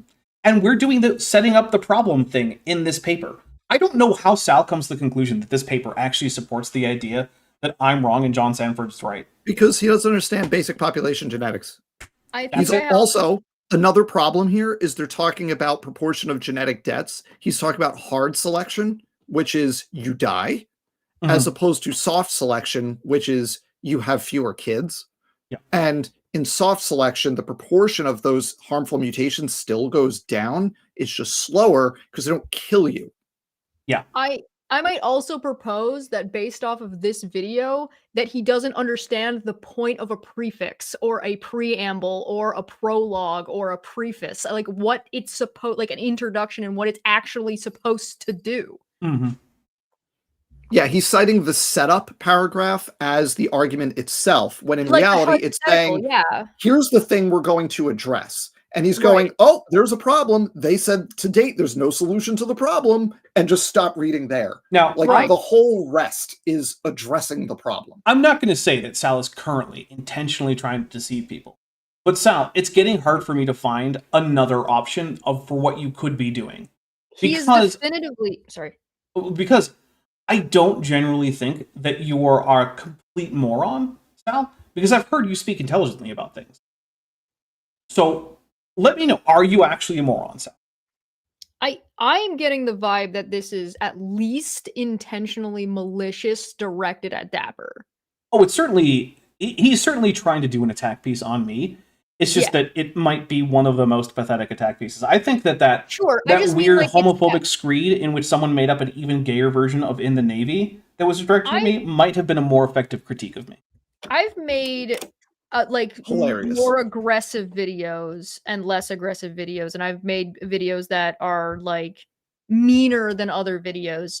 This is to me, this reads as nefarious in nature. And it's on purpose.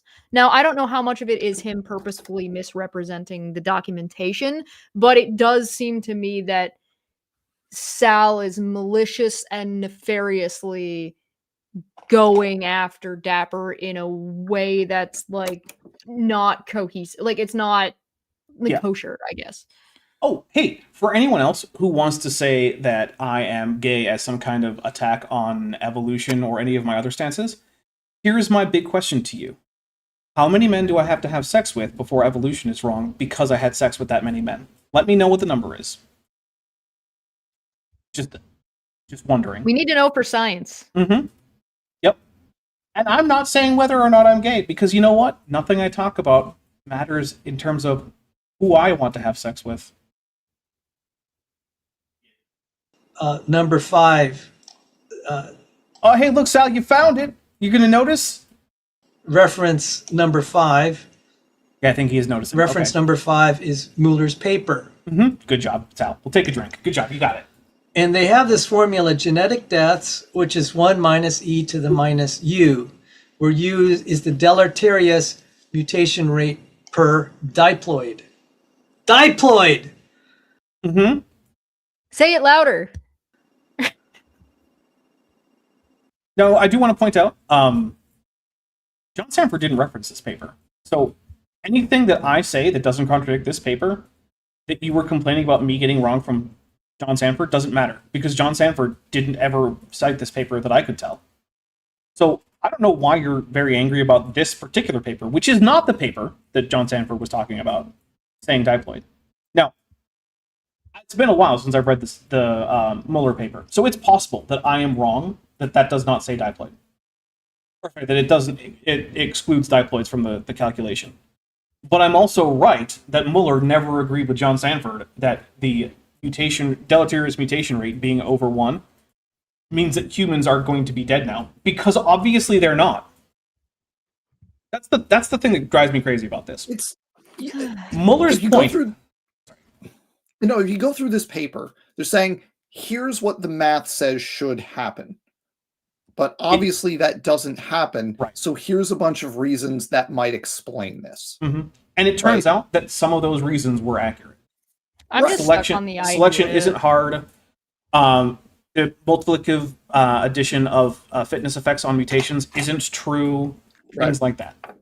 Yeah. I'm just stuck on the idea of having a sound clip of Sal just yelling diploid that like just play as a clip because it like as if it's relevant to anything. Because every once in a while I said that look, could diploid be Sal's Mr. Farina while shaking the chalk? Yeah. It's like, but what about the mysterious behavior of the barbecue lid? Like, I don't know. What about it? And so Anything else? So in Kimura's paper, I why are we going to Kimura's paper? What are we doing? I'm gonna get. And that's backwards. Going? And that's backwards. That's 1979. We're going the wrong direction. If there's an afterlife, I hope that Moto Kimura is not looking down on Sal or Sanford, because I can't imagine that he would be happy about that. I could pull that one up. It's also in Kimura's paper. You mean the other paper that John Sanford lies about routinely and lied about demonstrably in his book, Genetic Entropy and the Mystery of the Genome? That paper book there, in German? Sal? No, actually, it's not. Surprisingly enough. God damn it.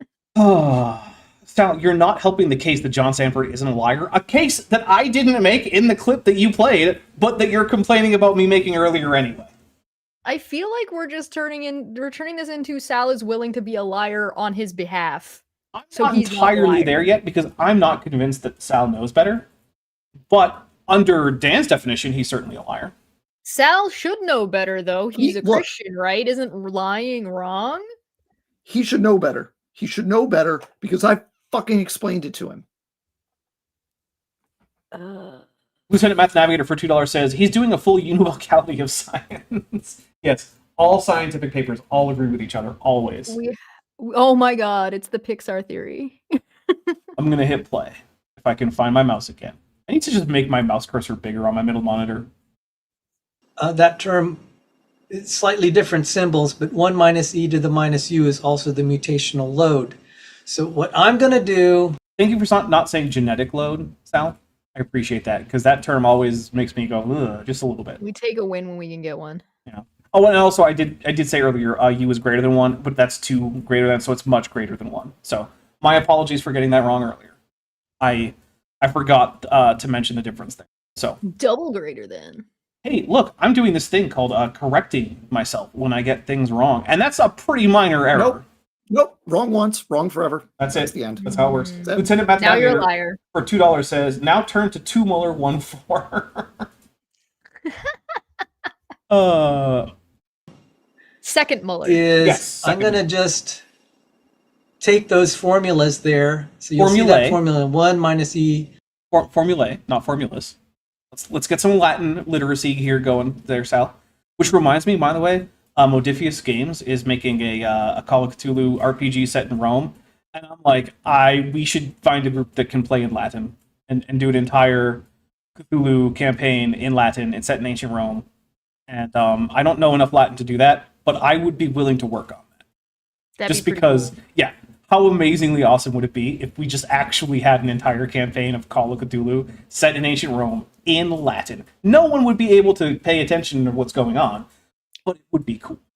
It would also be a really cool, like, if somebody was willing to put the subtitles in, but also, but it would also be like really cool as like a reference for anybody wanting to study Latin. It'd be to a get really so much better resource. at Latin. I would have to get so much better. I will be right back. I haven't disappeared. I will be right back. All right. to the minus u. That's the proportion of genetic deaths or the mutational load. I mean, it's gone by so many different terms. So I'm going to insert the number 1 here for Why? you. 1. That's he's demonstrating the math that the paper is pointing out doesn't work. So, I mean, I understand that that's what he's trying to do, but if he's going to do it, then he needs to explain it. So why is he putting 1 there? oh, you'll see. He has a reason. Oh, okay. Mutation per individual per generation. Okay, so So let's be very careful. It's not 1 mutation per individual per generation. It is 1 mutation which causes hard selection in at least some individuals that carry it per generation. That is deleterious. That's specifically it. That does not mean it's the mutation rate overall. let's just verify that. U is the deleterious mutation rate per diploid. That is per human per generation, okay? Each human is a diploid. Mm-hmm. Now let's go back to Mueller here. Go That's back not to Mueller. Mueller. Oh, there we go. Let's go to page 138. Why are we going to page 1? Okay.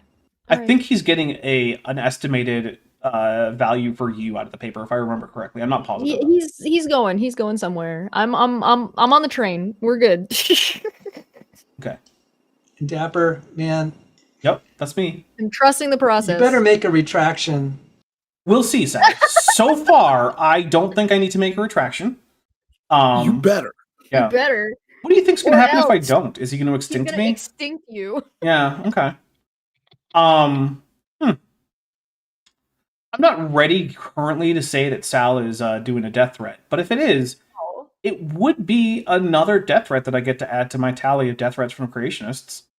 Yeah, no, I'm laughing at it because I'm not taking What it number are seriously. you up to? It's a positive integer. I'm just going to leave it at that. Well, I mean, I'm at 0, so I'm wondering what I'm doing wrong.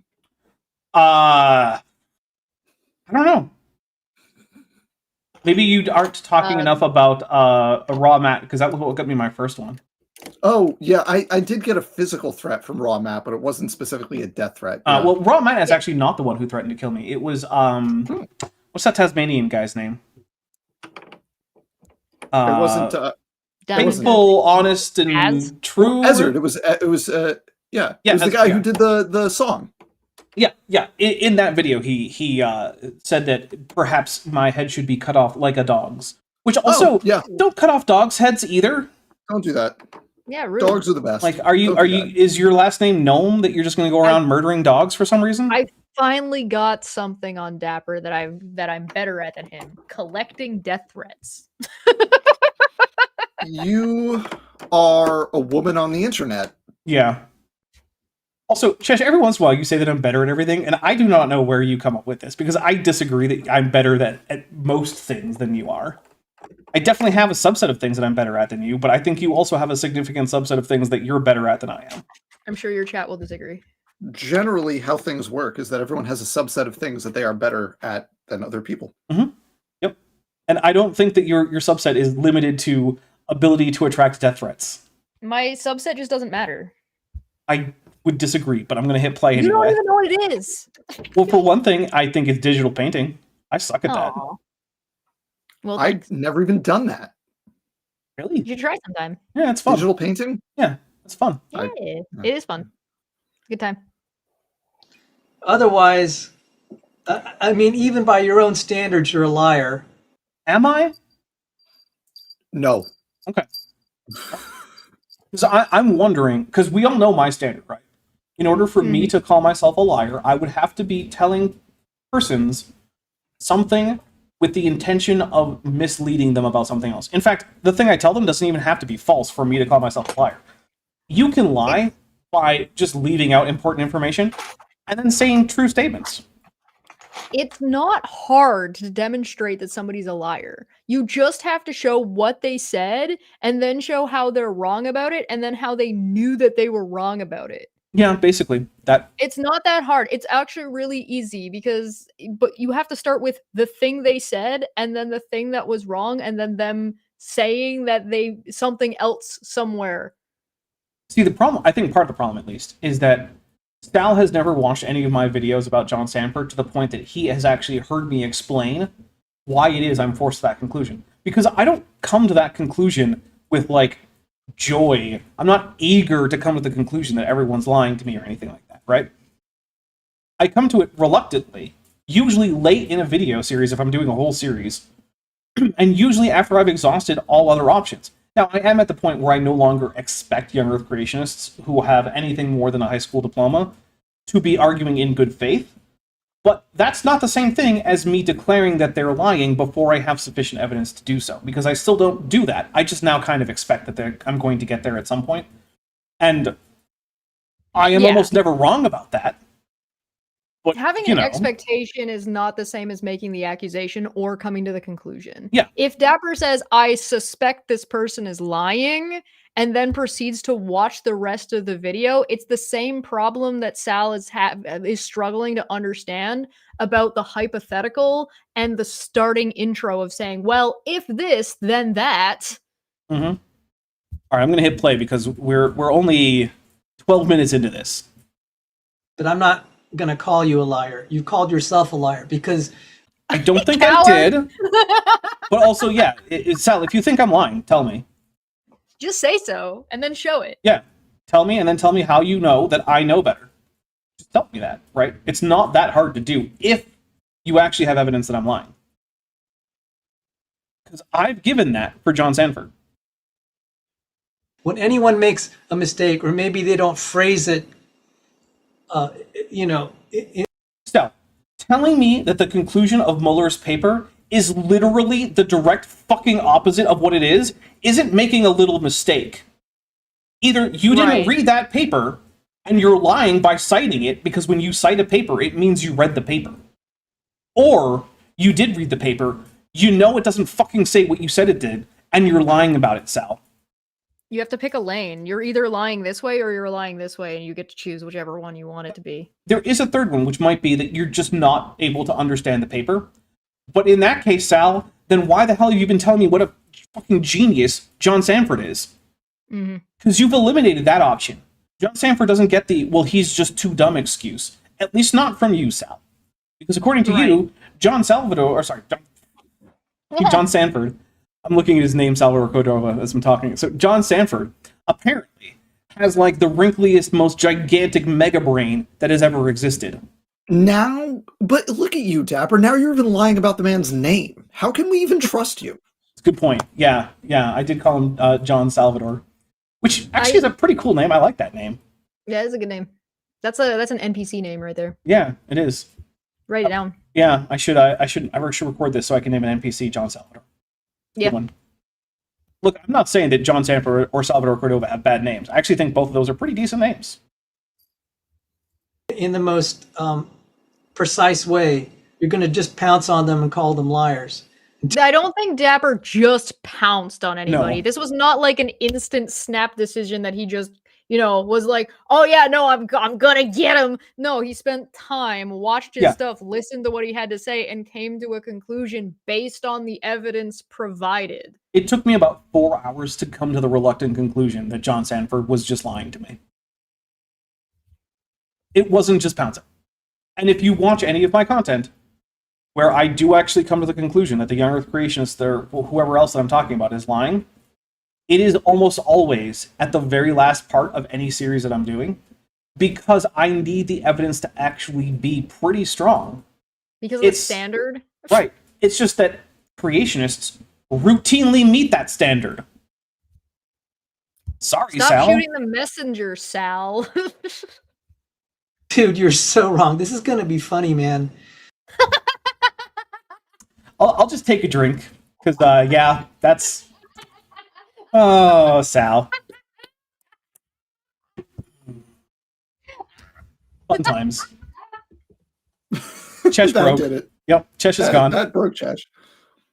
And by the way, Dr. Dan, if you're listening, he is. I'm afraid you're going to have to take a little lesson in population genetics. No. Literally the thing I did in grad school. Just no. Yeah. Also, did someone write a paper about that very topic that has been fairly recently published? Let me just say, in fairness, Zach wrote most of the paper. I helped. Zach wrote most of the paper, but she's still broken. Give her a minute. I'm sure that she'll recover at some point. Yeah, but yeah, no. In fairness, Zach wrote most of that paper, and I certainly contributed. Do you think there's any of that paper that you don't understand? No. Okay. No. I'm comfortable with that paper. In fact, I imagine if there were parts of that paper you didn't understand, you might not be comfortable putting your name on it. That is generally a rule. Don't put your name on something that you are not prepared to defend. Yep. Including if you're, say, in a concentration camp and then some ICE individual hands you a paper in a language you can't read. Don't put your name on it. Definitely don't sign that paper. All you need to say, I mean, at that point, you're in a concentration camp, so nothing you say matters, really. But what you should say is Fifth Amendment lawyer and no other words. Which, I don't know, maybe we should come up with, like, things to hand out or post places that have, like, here is the English for this phrase, but we put it in, like, various, like, languages like Spanish or something. Maybe some Brazilian Portuguese. It says, like, here's how to assert your Fifth Amendment right in English. Yeah. Sorry, that made me laugh so hard I had to go pee. Yeah, it broke you. Fair. Yeah. Really don't That was understand really fun. this stuff. Yeah, Dan, you don't understand any of this stuff. I don't understand. God damn it, Sal. This is literally my fucking job, is to teach this to other people so they understand it. Well, clearly you didn't teach him good enough that one Yeah, time. You you, didn't try. you must be terrible at your That's job because your Sal fault. didn't get it. So yeah, That's my fault. really, this entire video is Dan's fault ultimately. Good This job. entire video is Dan is a bad teacher and Mhm. Sal didn't get it. That one time I spent 2 hours trying to explain this shit to him. It was the quote, you can't explain whatever it is. You can't convince somebody of something that their income depends on them not understood. Whatever. It was Upton Sinclair. Whoever said that, that's what. Yeah. Yeah, that's what basically, this it's is. something like it's hard to convince a man he's wrong when his salary depends on being yeah. wrong. Right. It's Yeah, that. but I feel like Sal's got 3 viewers. His income of embarrassing himself on the internet. Yeah, but I is think he's got this history of like, I'm going to work for this creationist think tank and then do this and it's all just like I think his couch surfing creationist orgs. Yeah, it seems like most of his income seems to come from mostly behind the scenes work with various creationist organizations. Because who would Yeah, but put he could Sal in not front of the make this scenes? video. He could have, but no, he couldn't though because this needled at his ego. Because remember, His ego's tied to the other guy. exactly, John Sanford is a huge part of Sal's ego for some reason, which is weird to me. But Pick also, like, person. sorry, go ahead. No, just to pick a better person. Like, if you're gonna tie your ego to somebody, pick a better person. I don't know, pick Jesus, but then you'd have to like care for refugees or something. oh man, Jesus. it's almost like Jesus is Then you'd refugee have to in have some empathy versions of the and gospel. compassion, and we can't have that now, can we? Yeah, we can't. No in sin of Sal's empathy here. case- And in Sal's case, he might have to dig his own eyeballs out because something about lust and digging your eyeballs out. There is that. Yeah, I have known Sal to be shall we say noticeably libidinous, we'll say that. Mongo is appalled. If you get that joke, we can be friends. Naramda puts for $5 says, there is no worse deaf man than the one who doesn't want to hear. Yeah, that's the thing. Oh, right? that's good. That's real good. It's not a disability on Sal's part. If I thought that Sal were actually like intellectually disabled and incapable of like working through things logically, this would be a very different stream, and actually probably just not be a stream, right? Yeah, we'd be getting the Flat Earth Aussie Jesus treatment. Yeah, which is to say, I think that guy is just like legitimately clinically insane, and probably we shouldn't interact with that. Although it was funny to watch him squirm when I presented my South Pole-centered flat Earth, and he just kept calling it ridiculous, and I just kept demanding that he explain why specifically in detail. My version was ridiculous. Yeah, he really hated that. You know, I mean, if you do, you have no excuse then for saying my equation was wrong, because this is right from there. Dan, would you like to retract your statement that Sal's math was wrong? I just, God damn it, Sal. No. Were you expecting so Again. much of this video about me to be about you? I just, there's literally, I don't know what to say to somebody who rejects basic math. There are equations. The equations have been shown to be accurate.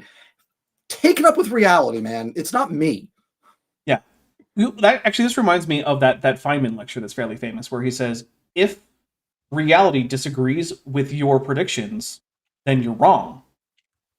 And that's what Mueller's doing. He's saying, hey, our predictions don't work out in reality. I'll be right back again, sorry. Our prediction, or our hypothesis must be wrong in some way. Pastor for $2 says, South Pole AE map explains the final experiment. I mean, they could go with that, but then the problem is that they've already acknowledged the 24-hour sun in the north. So like, but how do you have both? Because the problem isn't just that there's a 24-hour sun in Antarctica. It's that there's also one in the Arctic. And there's two? Yeah, and it turns out that at opposite ends of the year, there's always either the Arctic or the Antarctic that's getting 24 hours of sun. And yes, it is, if you're at the pole, it is always either one or the other. So, yeah. Awkward. Yeah, it's a little weird. I don't know. So I want to point out here, if you have a constant rate of deleterious mutation, Sal? All right. Let's see. I'm sorry I have to read this. This is thick. I'm sorry I have to read the thing that I'm trying to demonstrate. Yeah. I'm curious how many C's that thick has, Sal. How many? Is it 2? Is it 3? It's the same number as the number of dicks you have to suck to make evolution wrong. Oh, okay. Well, I don't know what that number is, because no one has ever told me. I don't know. Man. Yeah. Get on that. I know, right? Because then you want would to talk about some important math that Sal could get on. Then you would think so much about dick sucking. That the creationists would want me to be gay in that case. So that way, if I actually met that number, then evolution would be false. They should be lining up to have sex with you. Exactly. Or at least the male ones. Not that there are that many female creationists who are actually active in the discussion. Because they're not allowed to. Yeah. There is that. Yep. Women. Mm-hmm. Despite making up a significant majority of churchgoers, women are significantly more likely to go to church than men. Mm-hmm. Lieutenant Math Navigator for $2 says, this paper is too thick with 2 C's. Thank you very much. Okay. All right. First, you'll see the word Poisson distribution. I prefer to say poisson. But whatever. Poisson. More on that. Have you seen The Little Mermaid? Yeah. Rhymes with croissant. Croissant. Yeah. Croissant. Don't confuse boisson with poisson, though. Those are very different words. And if you order un poisson when you meant to order un boisson, you will get the wrong item at the restaurant. It'll be the wrong shape. Yeah, although any waiter that's taking orders in French, when you say like that you want un poisson or un boisson, should probably ask a follow-up question, because one just means drink and the other one just means fish, and there's probably more to those. Doggo. Omelette de fromage. Okay, Poisson distribution in a random distribution, averaging 1 per individual per individual. That is 1 mutation per individual. Nope, it's 1 Slightly deleterious mutation per individual, Sal. That's an important caveat there. You keep missing that. Lady Lumo, who's been a member for 10 months and is at the amnio level, says, have you ever read of a neurological study of people that hold schismatic methods of reasoning, comparing it with stuff like split brain syndrome? No, I have not. That would be an interesting paper to read, although I do worry that I don't know enough about neurology to appropriately assess the paper. But it would be very interesting if such a paper is out there. Talk to Dr. Chris Thompson. He can teach you about it. Well, there you go. Poisson tables show that in a random distribution, averaging 1 per individual, slightly over a third, 0.37 of the individuals would escape genetic extinction. That means survive. Nearly. Yes, thank you, Sal. It actually means survive and reproduce. But hey, whatever. Escape. 2/3 being eliminated. So what this scenario is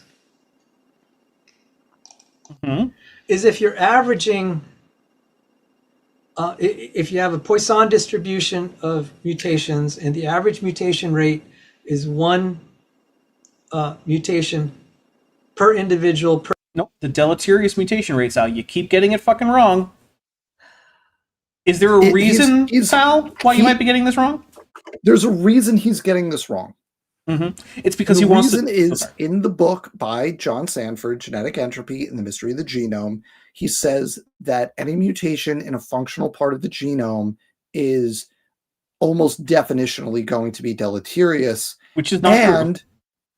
Right, that's wrong. But then he goes on to say, since 100% of the genome is functional, virtually all mutations are deleterious. Hey, which Dan, is also not true. But that's why Sal is conflating the two, because if both of those statements are true, every mutation to a functional region is deleterious and the whole genome is functional. If those two things are true, then you can conflate mutation with deleterious mutation. Right. And that's why Sal's doing it. Now, neither of those statements are true, but that's what's happening here. Could you imagine a good faith way in which someone with a PhD in genetics could make that argument? Did you say, could I imagine? Yeah, no, he's full shit. Yeah. Like, no, like Sanford's full shit. Like, what do you want me to say? Like, no. John Sanford is a My liar. dog is still barking. I gotta run again. My dog is barking and he's gonna wake up the whole house. I'll be right back. Hey, sorry. Bummer. So yeah, Sal, when we say John Sanford's a liar, these are some of the reasons for this, right? We're not saying, oh, I think he made a mistake here. We're saying that fundamentally he has made incorrect statements in an effort to convince people of things that aren't true, that we cannot imagine a way that he said without knowing they're bullshit. I really want chicken nuggies at McDonald's right now. I have not had McDonald's and chicken nuggies since they were like anti-Palestine. Like a year ago. I mean, I've had nuggies, but they haven't been McNuggies. I don't know what this video we're watching is doing to me. How I was gone for what, 20 seconds, and now we're talking about McNuggets. Oh, there was no segue. That was just what Chesh leapt to immediately after you left. There was no connecting thread there. Fair enough. Send help. Yep. Hey, if you want to help me and Bent get pizza, we do have a pizza goal if you can get us there. Third generation, you'll have cases where some individuals have no mutations and some individuals have maybe more than one, like 2, okay? The Poisson distribution actually goes out to infinity, but it's an approximation. So a certain proportion will have 2, a certain proportion will have 3, and it's increasingly smaller. But you have a proportion. Yes, that's how distributions tend to work when we're talking about averages, Sal. This isn't news to anyone. Who is this for? What does this mean to Dapper lying about anything? I don't know. Chesh's most loyal backstabber for 100 Argentinian pesos says, since all mutations involve a change to bases C, G, T, and A, can we say that they are all deleterious? No. Boo. I'm not going to applaud. I'm not applauding that. That is awful. Even by the standards of the puns that I make, that is awful, and you should be ashamed. Proportion that have only have no mutations, and that proportion is it says here, let me just show it again, 0.37 would escape. 0.37 would escape genetic extinction.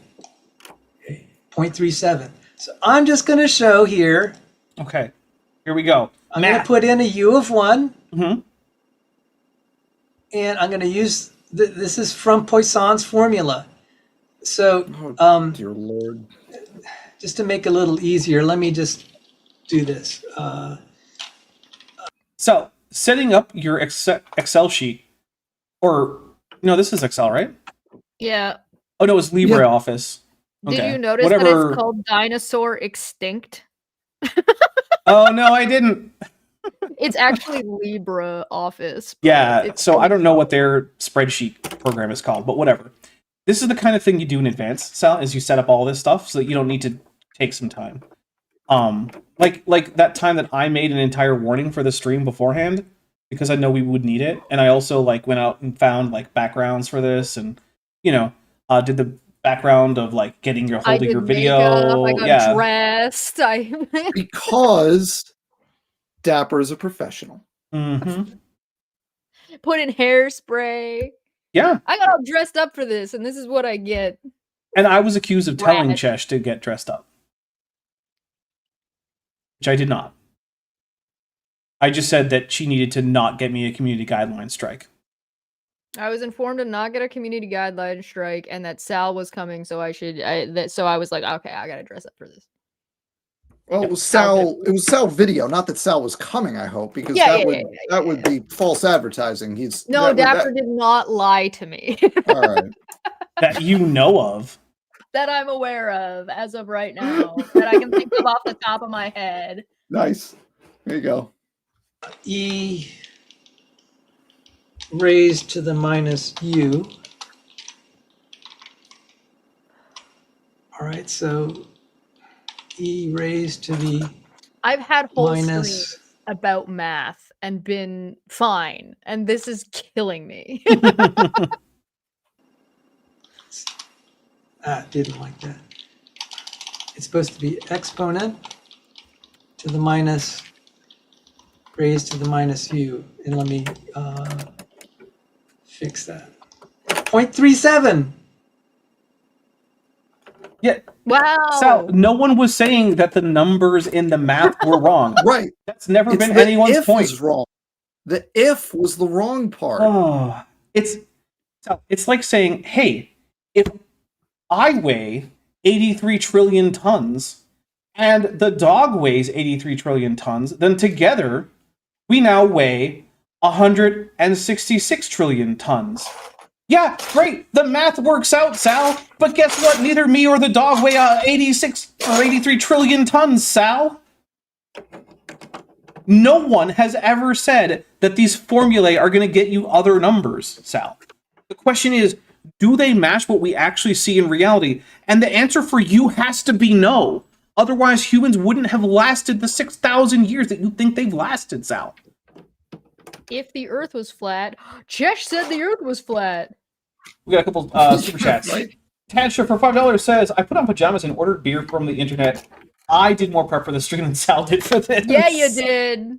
Excellent. Yeah, you did. Let's go. Metageeky Platypus Librarian for $5 says, someone explain how this misreading, how his misreading being a Poisson distribution proves Dapper lied. Yeah, who fucking knows? That's what I've been asking. Did we make profit somewhere along the way? Logic, please. Yeah, step 1, Poisson distribution. Step 2, step 3, Dapper's a liar. We just have to work on step 2. That's the important one. All right, here we go. And then 1 minus e to the minus u is 0.63. Now, does that look, again, this is Poisson distribution stuff. Doesn't that look like the... Yes, Sal, you have set up your Excel sheet correctly to reproduce the math. If Good job. Reality doesn't match the math, then it's not reality that's wrong. Right.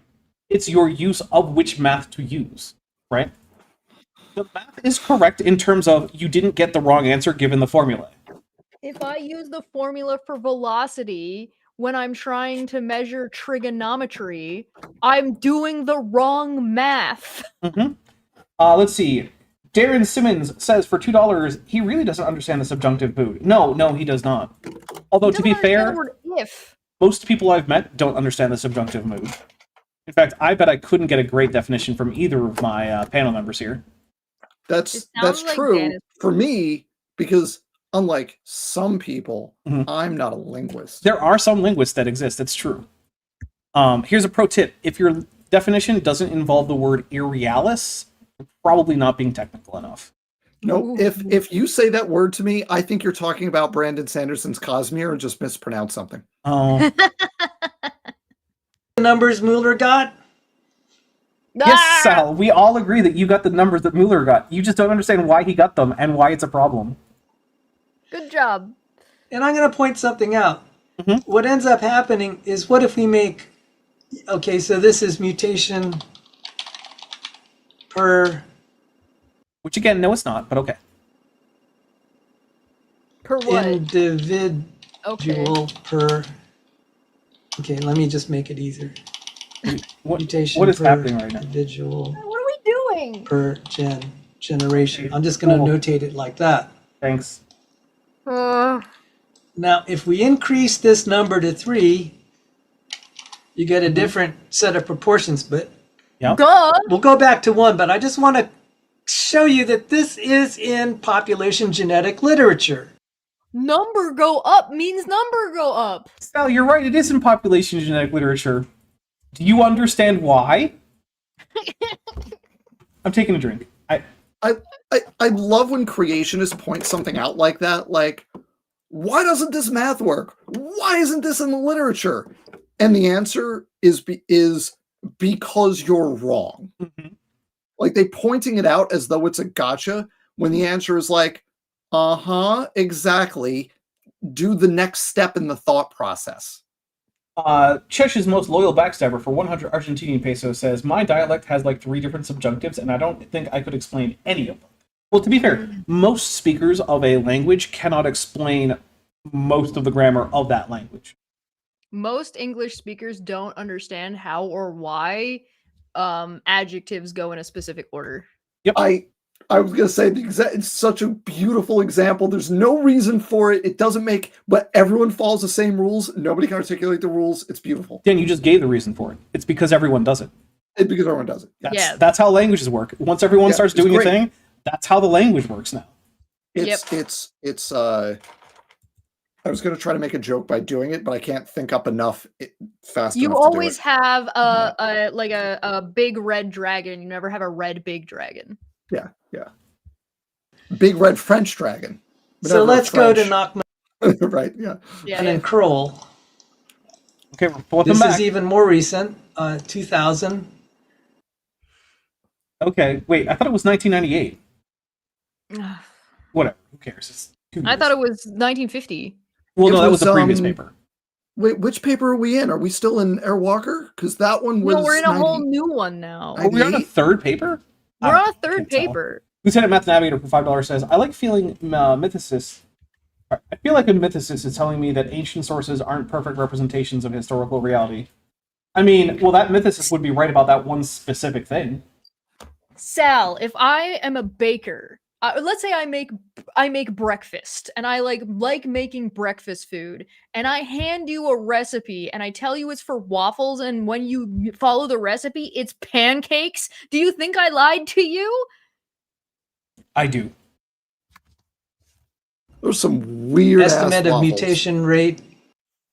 Oh, okay, this is why he's going for this, because he's going to try to use an estimated per generation, per individual mutation rate from this paper, and he's going to insert it into the math that we already know is not reflective of reality. Got it. Okay. I did watch all of this, but I've forgotten most of it. He's just wasting our time. No, He's Chesh. wasting everyone's time. The togetherness that we're all experiencing right now is the point. So Sal is giving us this opportunity to do what he would call fellowship. Sal's right, you do need to be extinct.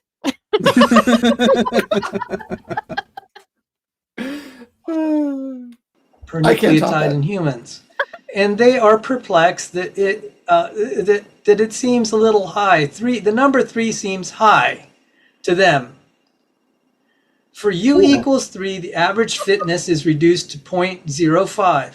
Or put differently, each female would need to produce 40 offspring for 2 to survive and maintain the constant population size. Dan Grauer is coming up, and I'm just going to do a little shameless self-promotion here. I have a video on this, and it's an older video on my channel, but it checks out. And in that video, I mentioned that I actually reached out to Dan Grauer and said, hey, I just want to make sure, like, I got my ducks in a row. And he was like, yep, you're good. and he gave me permission to convey that.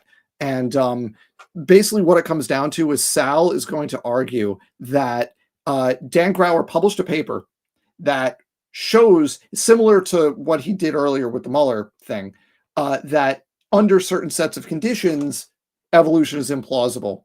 And then there was a subsequent paper, I think it was 2017 and then 2020. The subsequent paper showed that Dan Grauer's math was wrong in a very specific way. And Grauer accepted that as accurate, and there is now a correction on the original paper. And Sal's contention is that the follow-up paper was wrong. And the math that everyone now accepts is incorrect, including the person who originally did it, was actually correct, and everyone else is wrong about the correction. Once again, Sal is the Principal Skinner meme. Yeah, exactly. Yeah. It's the kids that are wrong. Mm-hmm. Yeah. It's literally, there's a correction on the paper where everybody, including the original author, says this math is wrong, that math is right. And Sal is going, no, the original math is right. Mm-hmm.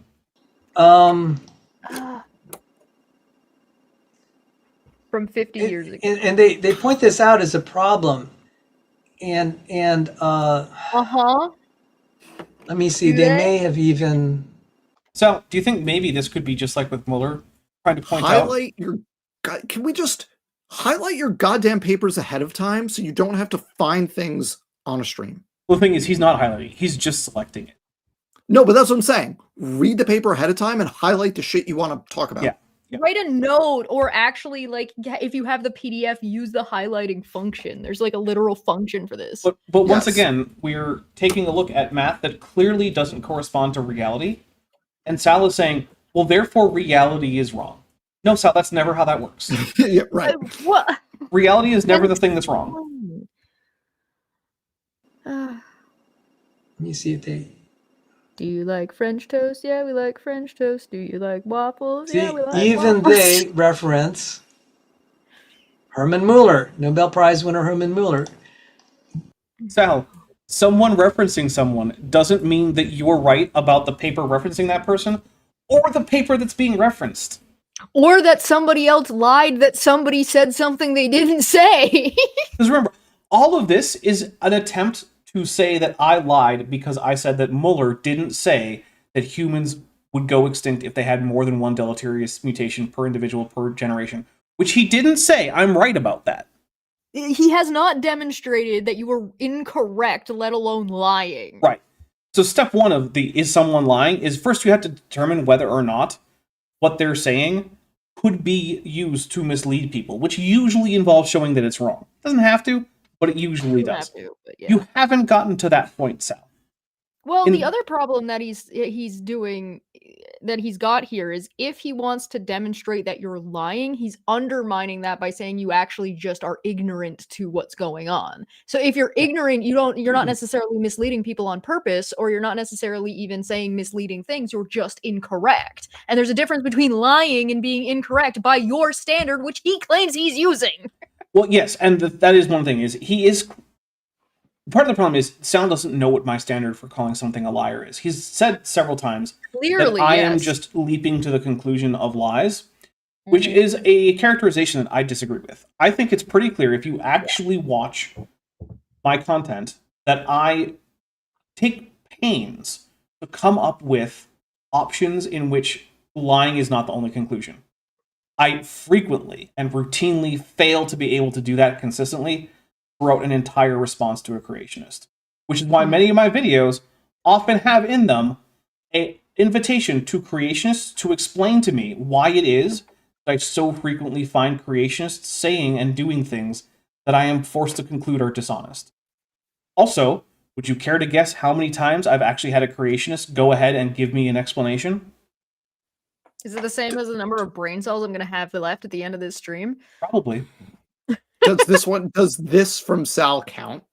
No. I was not counting this one, but if it does, then it does slightly change the answer, yeah? I think it's going to be the answer that you gave earlier. Yeah. Well, if we count this one, then the answer is 1, because there's at least an attempt. I don't think this counts. I wouldn't. Okay. I'm not willing to. This does not reach the standard of there was an attempt. Yeah, I agree with Chesh. I don't think this counts as doing that, but hey. Referencing the same paper. So you can't say, and here you can't say that Mueller never even said anything like it. He did. He didn't. That you don't need to show all of these other papers. You just need to show the paper where he said that thing, and you haven't done that. It doesn't say that. Yeah. We read it out loud. I'm taking a drink. Here's the thing, Sal. I know that this math that you're doing is in the Mueller paper. No one is contesting that. The problem is that both Mueller and us now recognize that when you do that math, it contradicts what's in reality. Because I want to be clear, right? The actual human mutation rate that Sal is talking about is about 100. That's the actual number of mutations per individual per generation that humans get. It's about 100. Here's the thing. If Sal were right about this, it's not that genetic entropy would be a problem that would be eventually leading to the extinction of the human race in, like, I don't know, 1,000 years or something, right? It's that humans couldn't have made it past, like, 2 or 3 generations. All of this is just to try and bog down that he can't demonstrate that you got anything wrong at all in the first place. Yeah. And you've already conceded that there are things that you could have explained or done a little bit differently or been a little bit more thorough on. And that's stuff that Sal should know based on his education and his understanding. And he chose not to criticize you on those things and decided to delve into this bullshit instead because he'd rather slander your character than actually deal with the fucking criticisms, because he's not dealing with the criticisms either. Remember, you weren't even really actually talking about anything that Mueller did or did not say. You were talking about another guy making an incorrect statement. Yep. And claiming that Mueller agreed with him. And now we're 3 papers fucking removed. Mm-hmm. And 2 people. Well, actually 3, because one of those papers had 2 authors. Oh. Because this is where the math was derived from, and technically this is just derived from the Poisson distribution. Mm-hmm. It's not necessarily Mueller alone. Okay, I mean, he added kind of the genetic perspective, but the formula is the Poisson distribution. He even uses the word Poisson. Yeah, no one is contesting any of this, Sal. These are all things that are true that no one has ever disagreed with. I certainly didn't. Le poisson, Dan, in that clip, did I say that, like, the Poisson distribution was fake, or it wasn't used, or did I mention anything to do with the actual arithmetic being incorrect here? I don't think I did. The clip he played. No. Okay. And nobody's arguing with the math. The math is conditional upon certain things, and then reality contradicts those things. So maybe the assumptions underlying the math are wrong, rather than reality. And look, somebody has changed their name to Amber Rum and Dino Nuggies, because, like, that's, that's where I want to be right now. Does sound nice. All Nuggies are Dino And Nuggies. so it says the reduction in fitness due to the deleterious mutation with multiplicative effects is given by 1 minus e to the minus u. For u equals 3, the average fitness is reduced to 0.05. So now let's look at the formula, what I got. I move u to 3, e to the minus u is 0.05. That means only 0.05 survive. It's the fitness. Okay, but Sal, I need you to understand this. If this were an accurate representation of human genetics and fitness, what that would mean is that every individual has a 5% chance of having any children. That's not actually true. Right, we'd all be dead if this was true. The majority of humans reproduce. Not all of them, but the majority do. And it's a higher proportion for female humans than it is for male humans, which is broadly true in animals overall, right? Overall, usually a larger proportion of females reproduce successfully than males. It depends, but yeah. Yeah, that's why I said broadly true overall, right? There's going to be exceptions. There's weird stuff going on everywhere in biology. Hashtag male loneliness epidemic. Yeah. Anyway, but elephant seals are the real incels. Me and Dan need to hang out more. You do. But Sal, that should we tell hang you out. something. We keep track of the same corners of the internet. Mm-hmm. Yeah. So, Sal, it should alert you that if this were true, it necessarily means that only 5% of humans reproduce. Do you think that's true? Do you think that if you gathered together 20 humans that on average, and I'll say adult humans of reproductive age, that on average one of them would reproduce and none of the others would? And that if you gathered together 5,000 people, only 5% of them would actually reproduce? Do you think that's true? Because if not, then clearly there's something wrong with this math in terms of applicability. Not the arithmetic. That's fine. Applicability, Sal. If my prediction is that far off, there's got to be a problem going on. And I don't get why he doesn't notice this immediately. Because I know he thinks that U is higher than 3. Because he's too busy trying to slander your reputation. Well, yeah. That's just part of it.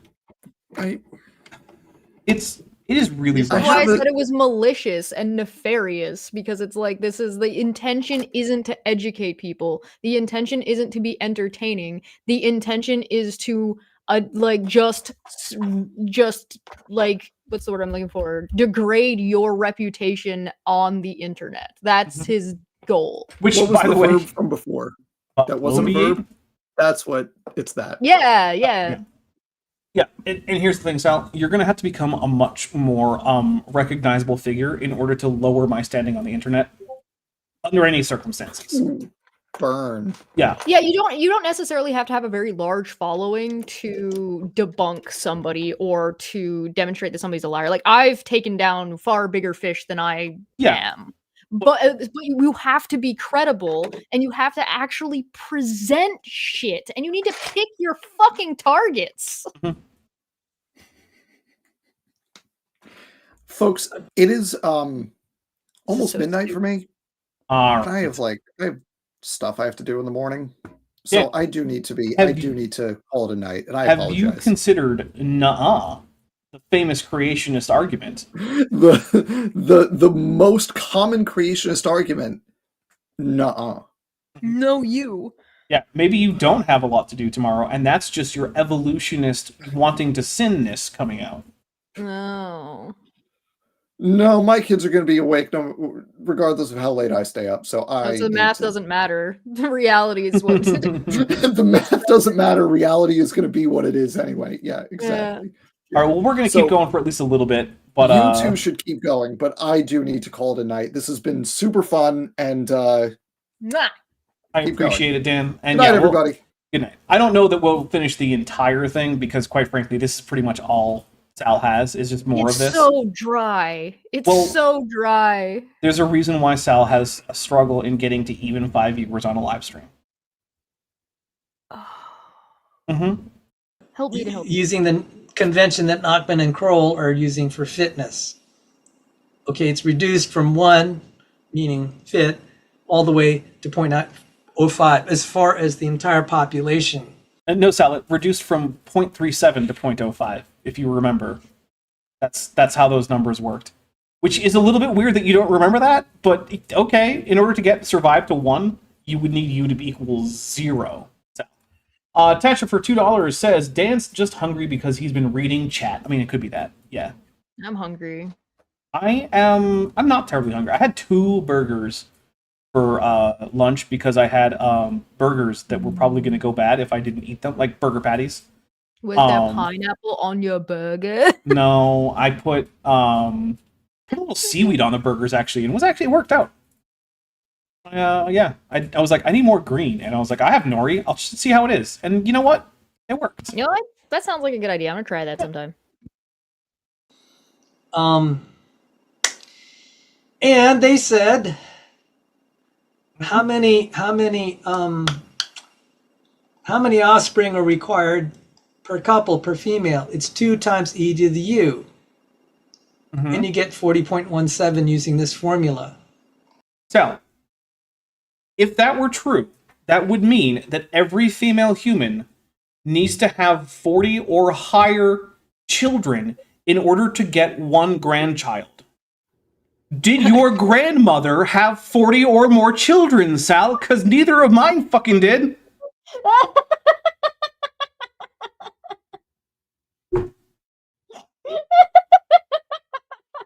How do you not get this, Sal? Chesh, did either of your grandmothers have 40 or more children? No, and I have a lot of grandmothers. Chat, put in there, if you're a human, did any of your grandmothers have 40 or more children in order to get to you?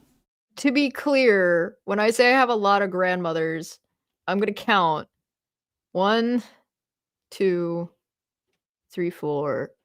No, hold on. 1, 2, 3, 4, 5, 6. I think at least 6 grandmothers that I'm aware of off the top of my head. Okay. None of them had 40 children. Fair enough. Is Sal wearing Crocs? Turtle, 48%. Yes, 43%. No, only 7%. With 96 votes. So thank you very much. All right, we're going to hit play again. Now, if we go down to just 1 equal, u equals 1, you'll need 5.44 children to maintain a constant population. Yeah, Sal. So again, that means, and actually I was wrong, it's 40 to get to 2 grandchildren, but whatever. That would just mean that we'd need every grandmother to get to at least about 20 in order to get 1 grandchild. Yeah, between the 8 grandparents that I can think of, they still didn't reach 40 kids combined, I don't think. Yeah. Did any of them reach 20? What? Yeah, did any of them reach 20? Yes, their grandparents? No, or I all mean, the kids? No, did any of your grandparents have 20, or any of your grandmothers, sorry, have 20 kids or more? No, they didn't get to 20 either, I don't believe. One of my grandmothers got to 12. Combined, they might be at 20. Well, if I combine them, I only get to 13. A very differently sized families, depending on which side we're talking about here. Yeah. Yeah. Assuming you're killing off every mutant somehow over the generations. I don't know exactly how it's done. Us all. It's done, Sal, by natural selection, right? It's just all the stuff. You just die before you reproduce for some reason. It doesn't matter what the exact mechanism. Sometimes it's going to be that the mutation is so dangerous that the organism just doesn't survive to reproductive age. Sometimes it's going to be something that makes them seem unfit to potential mates, and therefore they just don't ever actually get to reproduce. It could be a whole host of things. It doesn't actually matter. That happens in humans relatively often. Yep. So let's go back to Mueller. Okay. Do we have to? Go back to Yes, Mueller. unfortunately. I just don't see how this is demonstrating his point at all. It's not. In fact, it's demonstrating my point because of how obviously incorrect the numbers are compared to real life. Yeah. That's the thing. Is you just compare it to real life. Is this how humans work? No. Do humans have a shrinking population? Also, no. 40 children, it's a uterus, not a clown car. All right, so you see, it's still, I'm using the same approach there with the numbers. And somewhere here... Don't worry, guys. He talks about, like, well, maybe five, a little bit more than 5 children per couple. Why is he struggling so hard? Why does he sound so, like, exasperated for what he's trying to do? I don't... Look, maybe he's tired. I don't know. Right? I'm tired. Well, okay.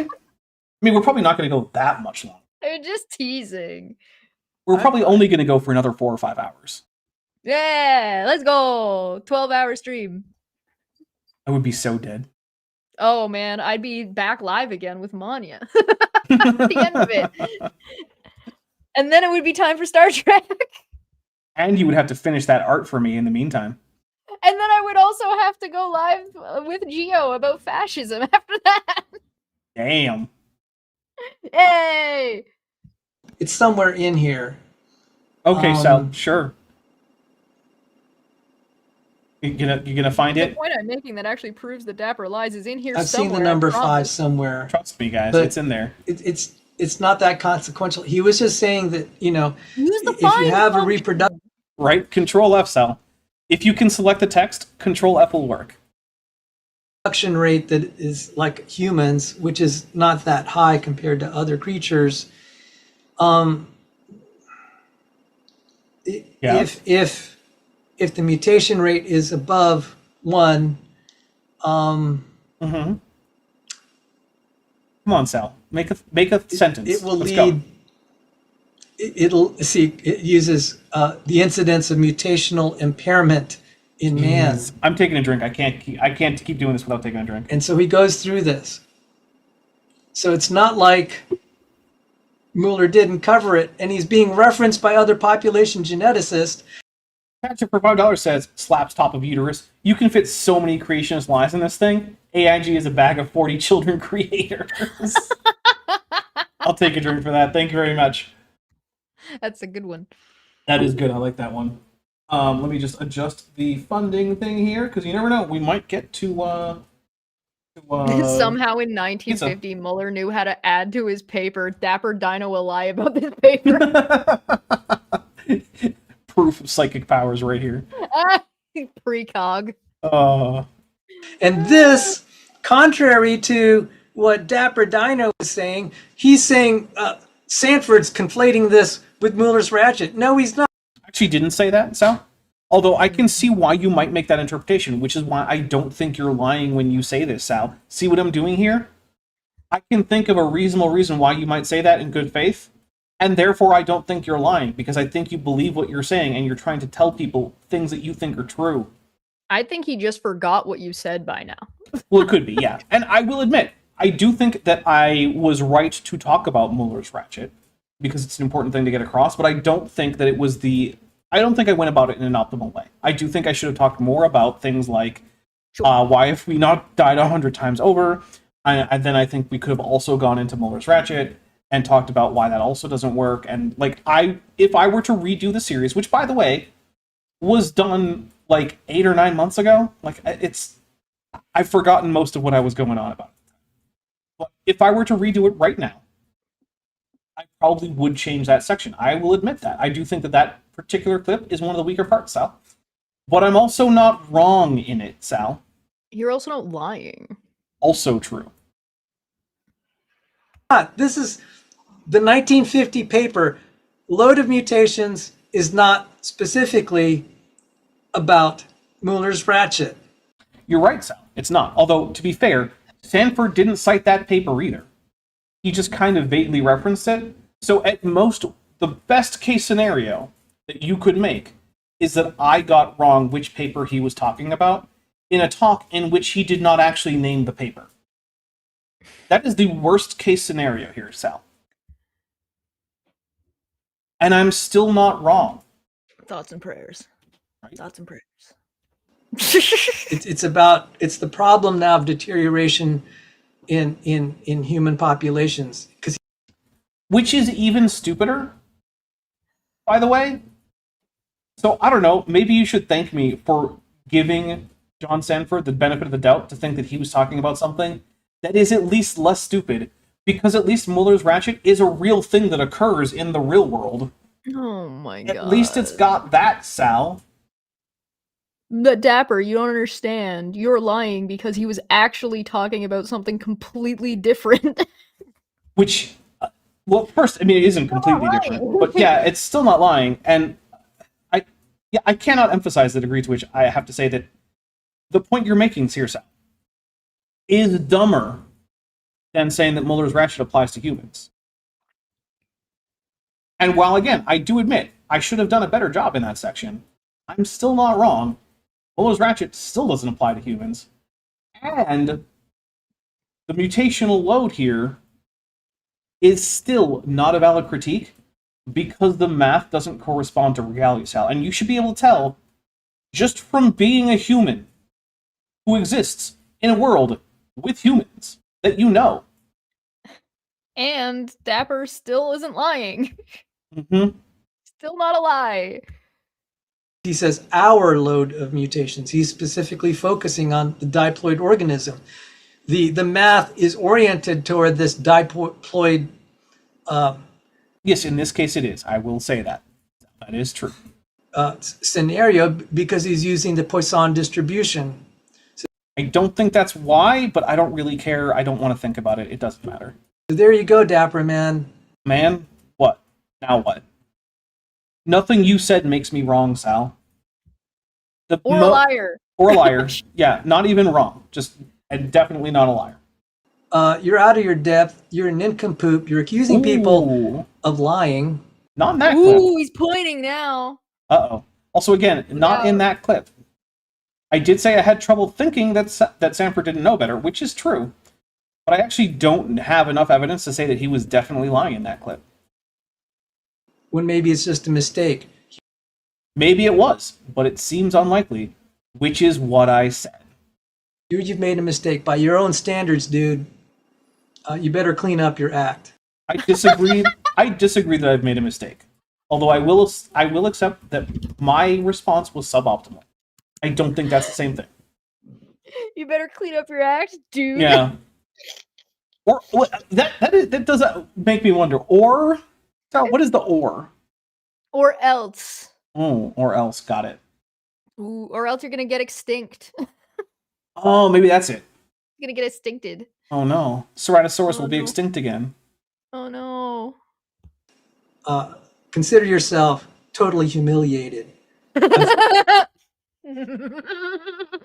Sal, I'm not the person who's taking seriously math that says that on average, in order to guarantee one grandchild, that each female human needs to make multiple scores of children.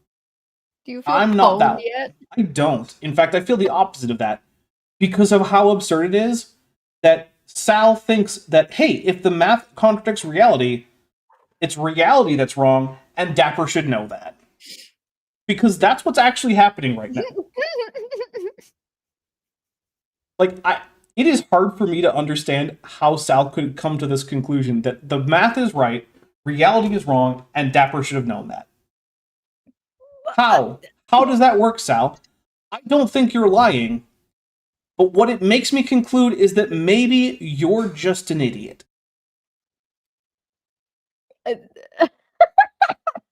Maybe. You better clean up your act, or else you've been humiliated. Man. Damn. Hey, Sal. Every time you do this, I make money. I just want you to know that. This is rough, buddy. Mm-hmm. Right now, I'm making money off of you, Sal. Insert disc track here. Yeah. So hey, look, please keep making videos about me, Sal, because I am happy to do an extra stream whenever. And look, I mean, I'm having a good time. The reason I'm here isn't except when I'm not to make money, like whatever.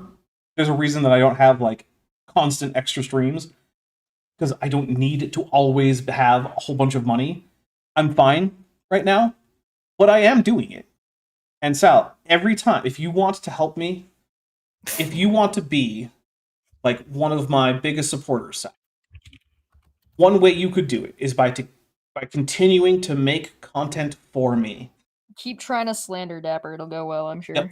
Every time you make a video like this, I get to make a stream about it, and that's content for me. And in addition to all the other reasons I have this channel, I am always looking for content. Because that's the YouTube grind. You always gotta get new content. And Sal, thank you for providing it. Thatcher for $2 says, my man looks like he's dressed by his mom in 1951.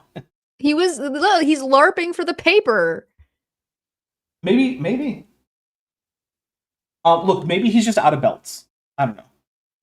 I like the suspenders. I just think he would pick a different shirt. Yeah, maybe not one that's so stretched out at the neck. Well, okay. Sure, yeah.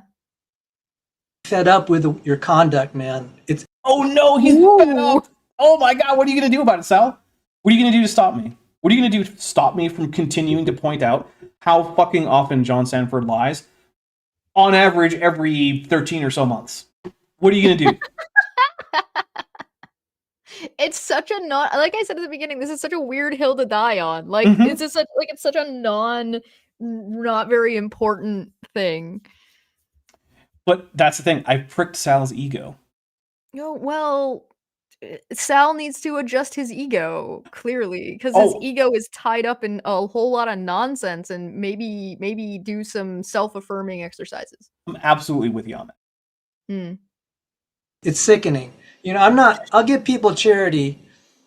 It's sickening? If they made a mistake. Okay. But to go around and bloviate about stuff you don't understand and accuse people then of show being that Dapper doesn't understand it then. Show that Dapper is wrong. Which hasn't happened. And again, being wrong does not equate to lying or poor behavior. Being wrong is just, there's nothing wrong with being wrong. That just happens sometimes. That's okay. In fact, the more often you're wrong, the more often you get to be right. It's kind of like a thing as long as you're willing to learn. I am actually, a number of my videos have corrections in the description and or the pinned comment. In fact, if you correct me successfully in my comments, and I agree that you're right to have done so, and I don't already have a pinned comment on that video, guess who's getting a pinned comment? You are. Liars, like you have of my boss, who's a good man, who's... So, I need you to understand something. Please stop. As I stated at the beginning of this, I think that overall John Sanford's contributions to the human species have been a net positive. So far, for now. Overall, yeah, for now. That being said, it is also the case that John Sanford is a lying piece of shit, and I'm not fucking backing off of that until you can convince me that either he's right, which, using math that says that every grandmother needs 40 kids to have a couple grandkids, isn't doing, or you convince me that he is just incredibly stupid. Or, hear me out, maybe just don't. Maybe Stanford's paper and maybe Stanford's etiquette and behavior can stand on its own and he doesn't need you to defend him. Hey, Dark75 just joined the channel at the tetrapod level. Everyone, put in some tetrapod emojis to welcome Dark75. Don't put in pelagic tunicates, because that's how people get scared off. I like your display picture, Dark Half. It is cool. contributed to society more than most any other individual I know of. I feel like we've already agreed with that, but yeah.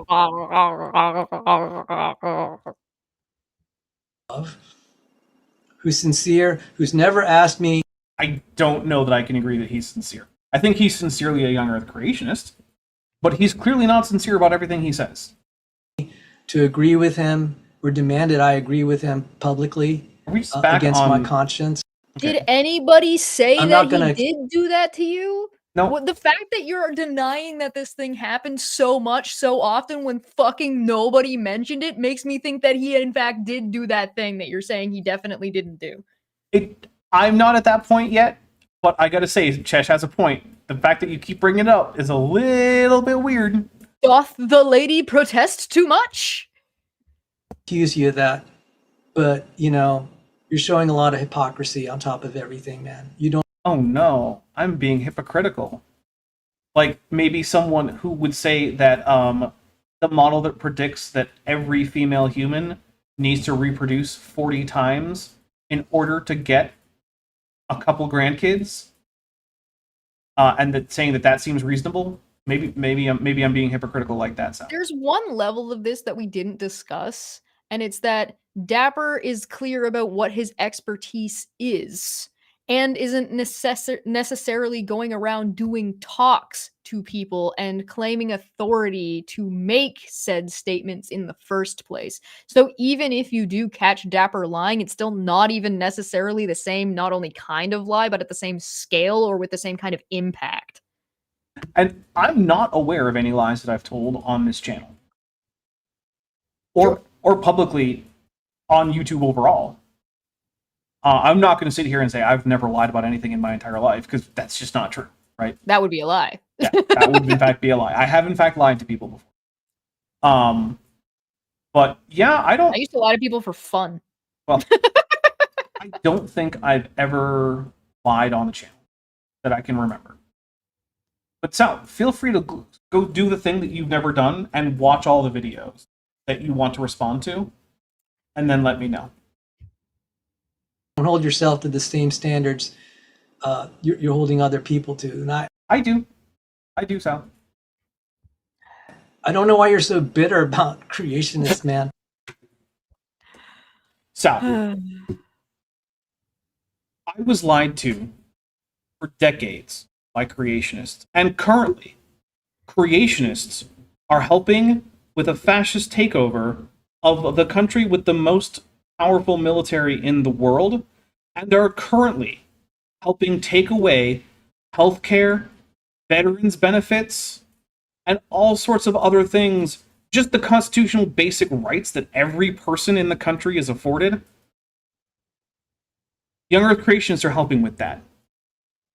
I cannot express how much I am being restrained when I respond to you right now at this second, Sal.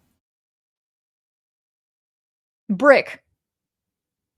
I need you to understand that if I were not being restrained, if I were actually to express the full depth of my bitterness, I wouldn't be sitting here behind a computer screen, Sal. I'd be extincting things, Sal. I knew it. I knew you were gonna do it. Extincting. Sal, you and John Sanford and the people like you are getting people killed. People have already died. Mm-hmm. A huge portion of my audience is currently in mortal danger because of people like you, Sal. Why am I fucking bitter? Are you fucking kidding me, Sal? Now you know why. I'm gonna hit play. I've told you they say stupid stuff. Yeah, no one's disagreeing with you there, Sal. It irritates me. And some of them, you know, like Hovind, I think, are liars.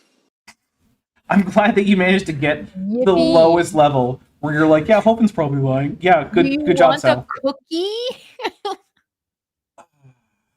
There's a level of entitlement coming through right now that I'm like not keen on, that I don't like. Well, he's a Protestant Christian man.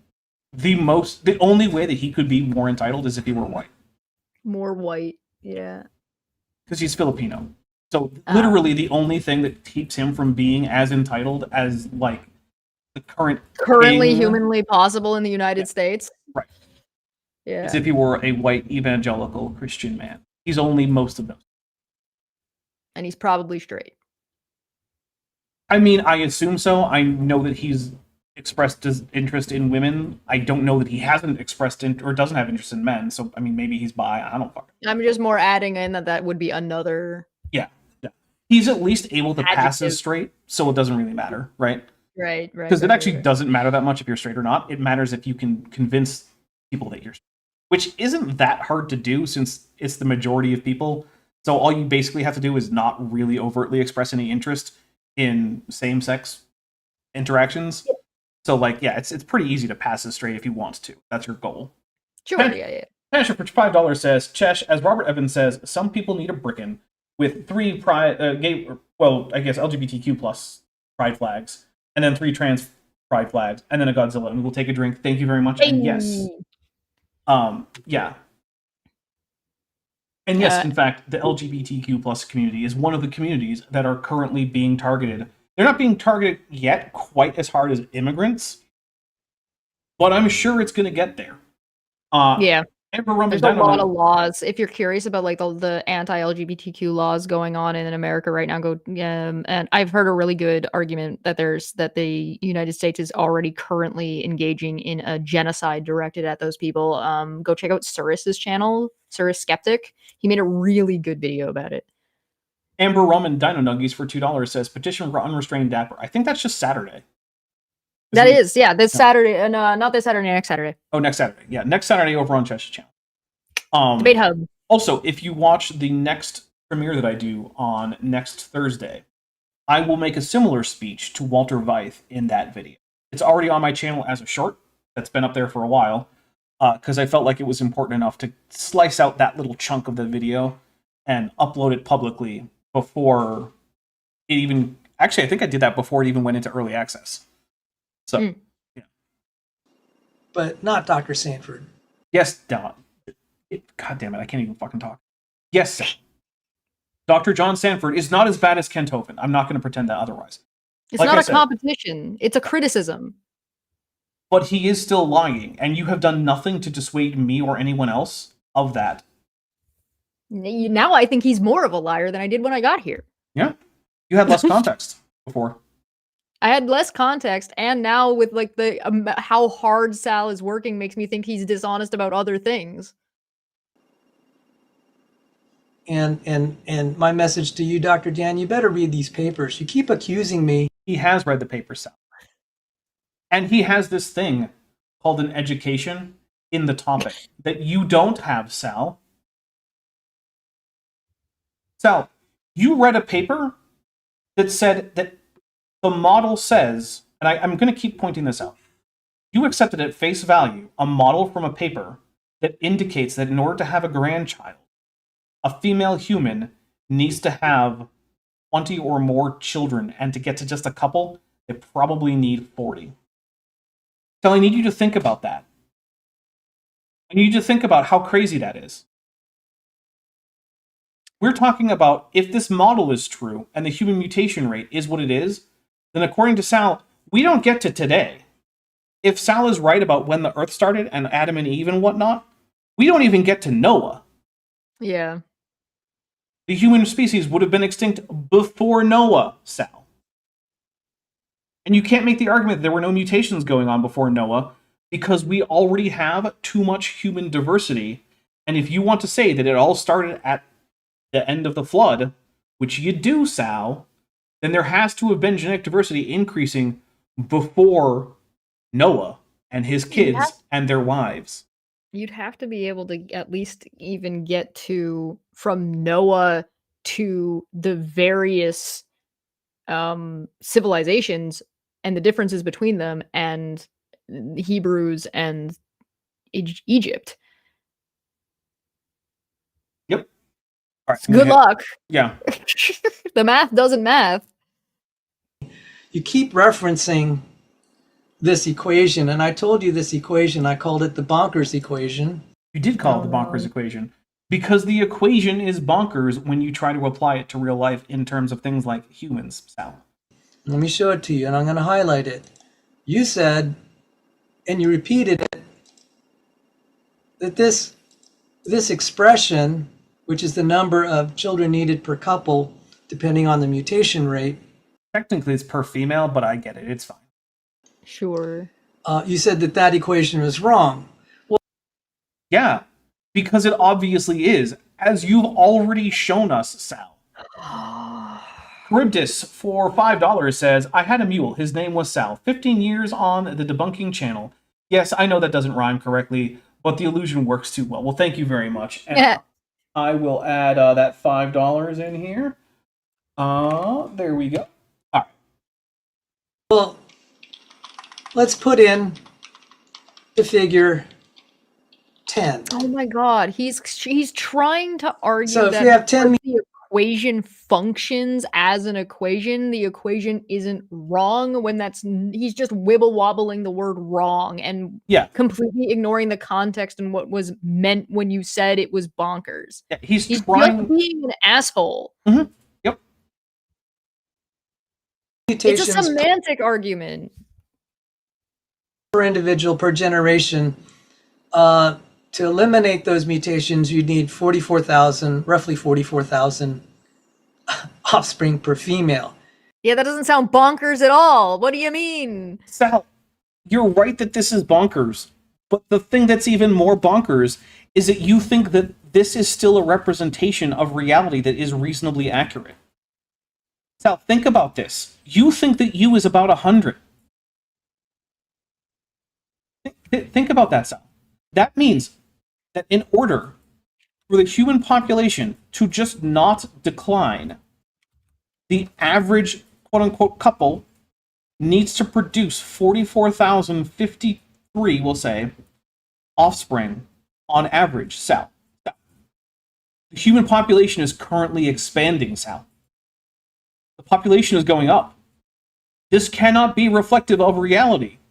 Either the number is way lower, which we happen to know it's not, or this equation does not apply to humans in the way you think it does, Sal. Those are the only options, Sal. The only ones logically available to us in a world in which humans are increasing in population, Sal. Which they are. Something has to be off here. Either the equation isn't the right equation, or the assumptions are invalid, or U is much, much lower than you think, Sal. Which of those are you going to go with? Those are your only logically possible options. So, Sal, if you decide to respond to this, and you actually make it through this far, which to be fair, given that it's 3.5 hours in, I wouldn't blame you if you didn't. But if you do, if you decide to respond, please let me know. Do you think U is way under 1? Or, well, hovers a bit under 1. Or do you think that this equation is like you're actually doing the arithmetic wrong? Or do you think the equation is the wrong equation as a result of something like, I don't know, maybe the assumptions that go into it being wrong? Let me know. I'd be very curious. And you said that equation was wrong. Yeah, because it demonstrably is, very obviously. That's straight from this Poisson distribution, and you kept in. No one is disputing that it's the Poisson distribution. The question is it the appropriate thing to use? And the answer is very obviously no. But you know what? It's probably time to start wrapping this up. We've been going 3.5 hours. We're not making any new points here. Sal was just going around and around in circles while every once in a while trying to tone police me, which I don't give a fuck about. And complain that you better just stop. Mm-hmm. Stop being right, Dapper, you bitch. Yeah. You chuckle fuck.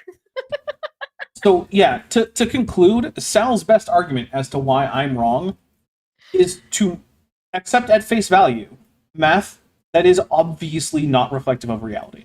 Is to do the very opposite of the scientific method, which is to say, oh, hey, my prediction doesn't match reality, therefore my model is wrong. That is what you do in science. Sal has decided that because the model doesn't match reality, we should toss out reality. And in fact, yes, in order to get a couple grandkids, you do need 40 plus kids. If you want to play a fun drinking game on a rewatch of this, drink every time Dapper says Sal's name. Or any of us, I guess. Don't do shots, because you'll die. All right. You'll get extincted. Chesh, what do you got coming up in the next week or two? I got Dumbfuck Friday tomorrow. Yeah, if you guys are interested, it's me and Mania. We're gonna have a giggle at some stupid people. Saturday is Debate Hub. I've got Geo coming on. We've been kind of tracking. We're doing a check-in on the United States fascism meter on where they're falling at. On the 30th, so not this Saturday, the following Saturday, we have, if you want to talk politics and you do want to see Unleashed Dapper, that's going to be happening. That's on Debate Hub also for Debate Pub. And if you just want to see me going around being a shitter, I'm wherever. Blue Sky. Blue Sky and my standard channel. And get me to 4K, god damn it. Come on, seriously. You by the way, fuckers. both of Chesh's channels linked in the description, so feel free to go over there. All right, what's coming up over here? So on tomorrow, we've got Star Trek Adventures. I do currently have a full crew, less one person who I haven't actually heard confirmation from either way, and whose character art I still don't have. So, Chesh, it said she would have it done by the end of today. Did I? You did. Oops. I feel like that's not happening. I can probably get it for you before we start tomorrow. It would have to be significantly before we start so that I can incorporate it into the beginning and end credits. So you probably have to work on it first thing.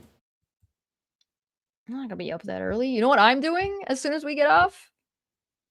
I'm going upstairs and I am risking extinction by taking some sleepy time NyQuil and then going and hanging out in the shower. Now, you're going to be doing your favorite pastime, which I'm not going to tell people about. How dare you? I know. How dare you? All right, so Saturday, I'm going to be back. In the shower? That's true, you can do that in the shower. I didn't lie. But you can't do it when you're on significant doses of NyQuil that are going to knock you out. Yeah. Yeah. Sure. Anyway, so Saturday, Vishanti and Kip are going to be back, and we're going to be looking at Brian Thomas giving us abysmal reasons why we can trust the historical accuracy of the Bible as a whole. I do want to point out, though, before we start, that there are, in fact, parts of the Bible that are, in fact, historically accurate. There are also parts that aren't, and that's the part where me and Brian are going to disagree. And he's going to try to make arguments that, yes, in fact, the entire Bible is historically accurate, except for those bits that are, like, not, like, narrative history type things, like the Song of Songs or whatever. So, like, yeah, he's not going to make that argument. He's being a little bit reasonable. Yeah. So that's going to be Saturday. That's more Then interesting. on Tuesday, we've got Jackson with Jackson, which I actually have to double check with Jackson that that's happening. But assuming that he's good for it, which he should be, he almost always is. Jackson with Jackson on Tuesday, and then on next Thursday, I'm going to be releasing the final part of the Walter Veith series, which is called something in here. Where'd it go? Oh, I lost it. Dapper's a professional. Take a drink. Hey, I'm just thirsty. I don't blame you. Oh yeah, Walter Veith Wants You Dead is the name of the last one. Oh, good. Mm-hmm. Yeah. Because Walter Veith does want you dead. Yeah, he can get in the line. There's like, yeah. Mm-hmm. He probably I'm one of doesn't. those people that people are gonna cheer when I die, and I'm okay with that. Hey, as long as you're okay with it. All right, so that's what's happening out to a week away Not from just now. okay with it, it's a goal. If you are interested, by the way, we are getting really close to finishing Power Rangers. We're only going to be watching Power Rangers again, assuming we don't skip any days, Saturday and Tuesday. Nice. That's it. Then we're done with Power Rangers. We watched all of Power Rangers. Let's go. So, congratulations. That's quite the thank feat. you. It's taken us like 3 or something years. I don't know. Yeah, no, it's impressive. It's nearly 1,000 episodes, and That's it's like 3 commitment. movies. Yeah, it really is. So anyway, thank you so much, everyone. I really appreciate it. Make sure you hit like. Make sure you share this if you want to. If you are someone who really wants to support the channel, there's a Patreon link in the description. You can join the channel memberships. Also, there's a wish list, which in addition to things that I just generally need, it also has some stuff on there that will just make me happy if I get it. And you know what? This year, I could definitely use the extra boost in Happy Brain Chemical. So if you really want to help me out, that would be a great way to do it. Like, share, and subscribe. That too. All right, bye, everybody. Bye. Hey, before you leave, I just want to take a second to thank my patrons and channel members, especially those pledging $20 or above. Ben Tovand, Tapioca Weasel, Arrow Dodger, Caleb Anderson, Dan Sheedy, Elleron Teller, Phil Cavara, Ian Chen, Kelvin Brostock Van Manen, Landon Knoll, Mabdy Babdy, Sphincter of Doom, Volis, North Texas Fossils, and John Ackerman. It's because of my channel members and patrons whom you're seeing on screen that this channel can stay afloat. Without you, it would all shut down. If you want to join the team, there's a link to join the channel below this video, and there's a link to join the Patreon in the description. On the Patreon, you can get a 10% discount for pledging annually, and either way, you get early access to virtually all of my scripted videos, often 3 to 5 months before they come out for the general public. Thanks for watching.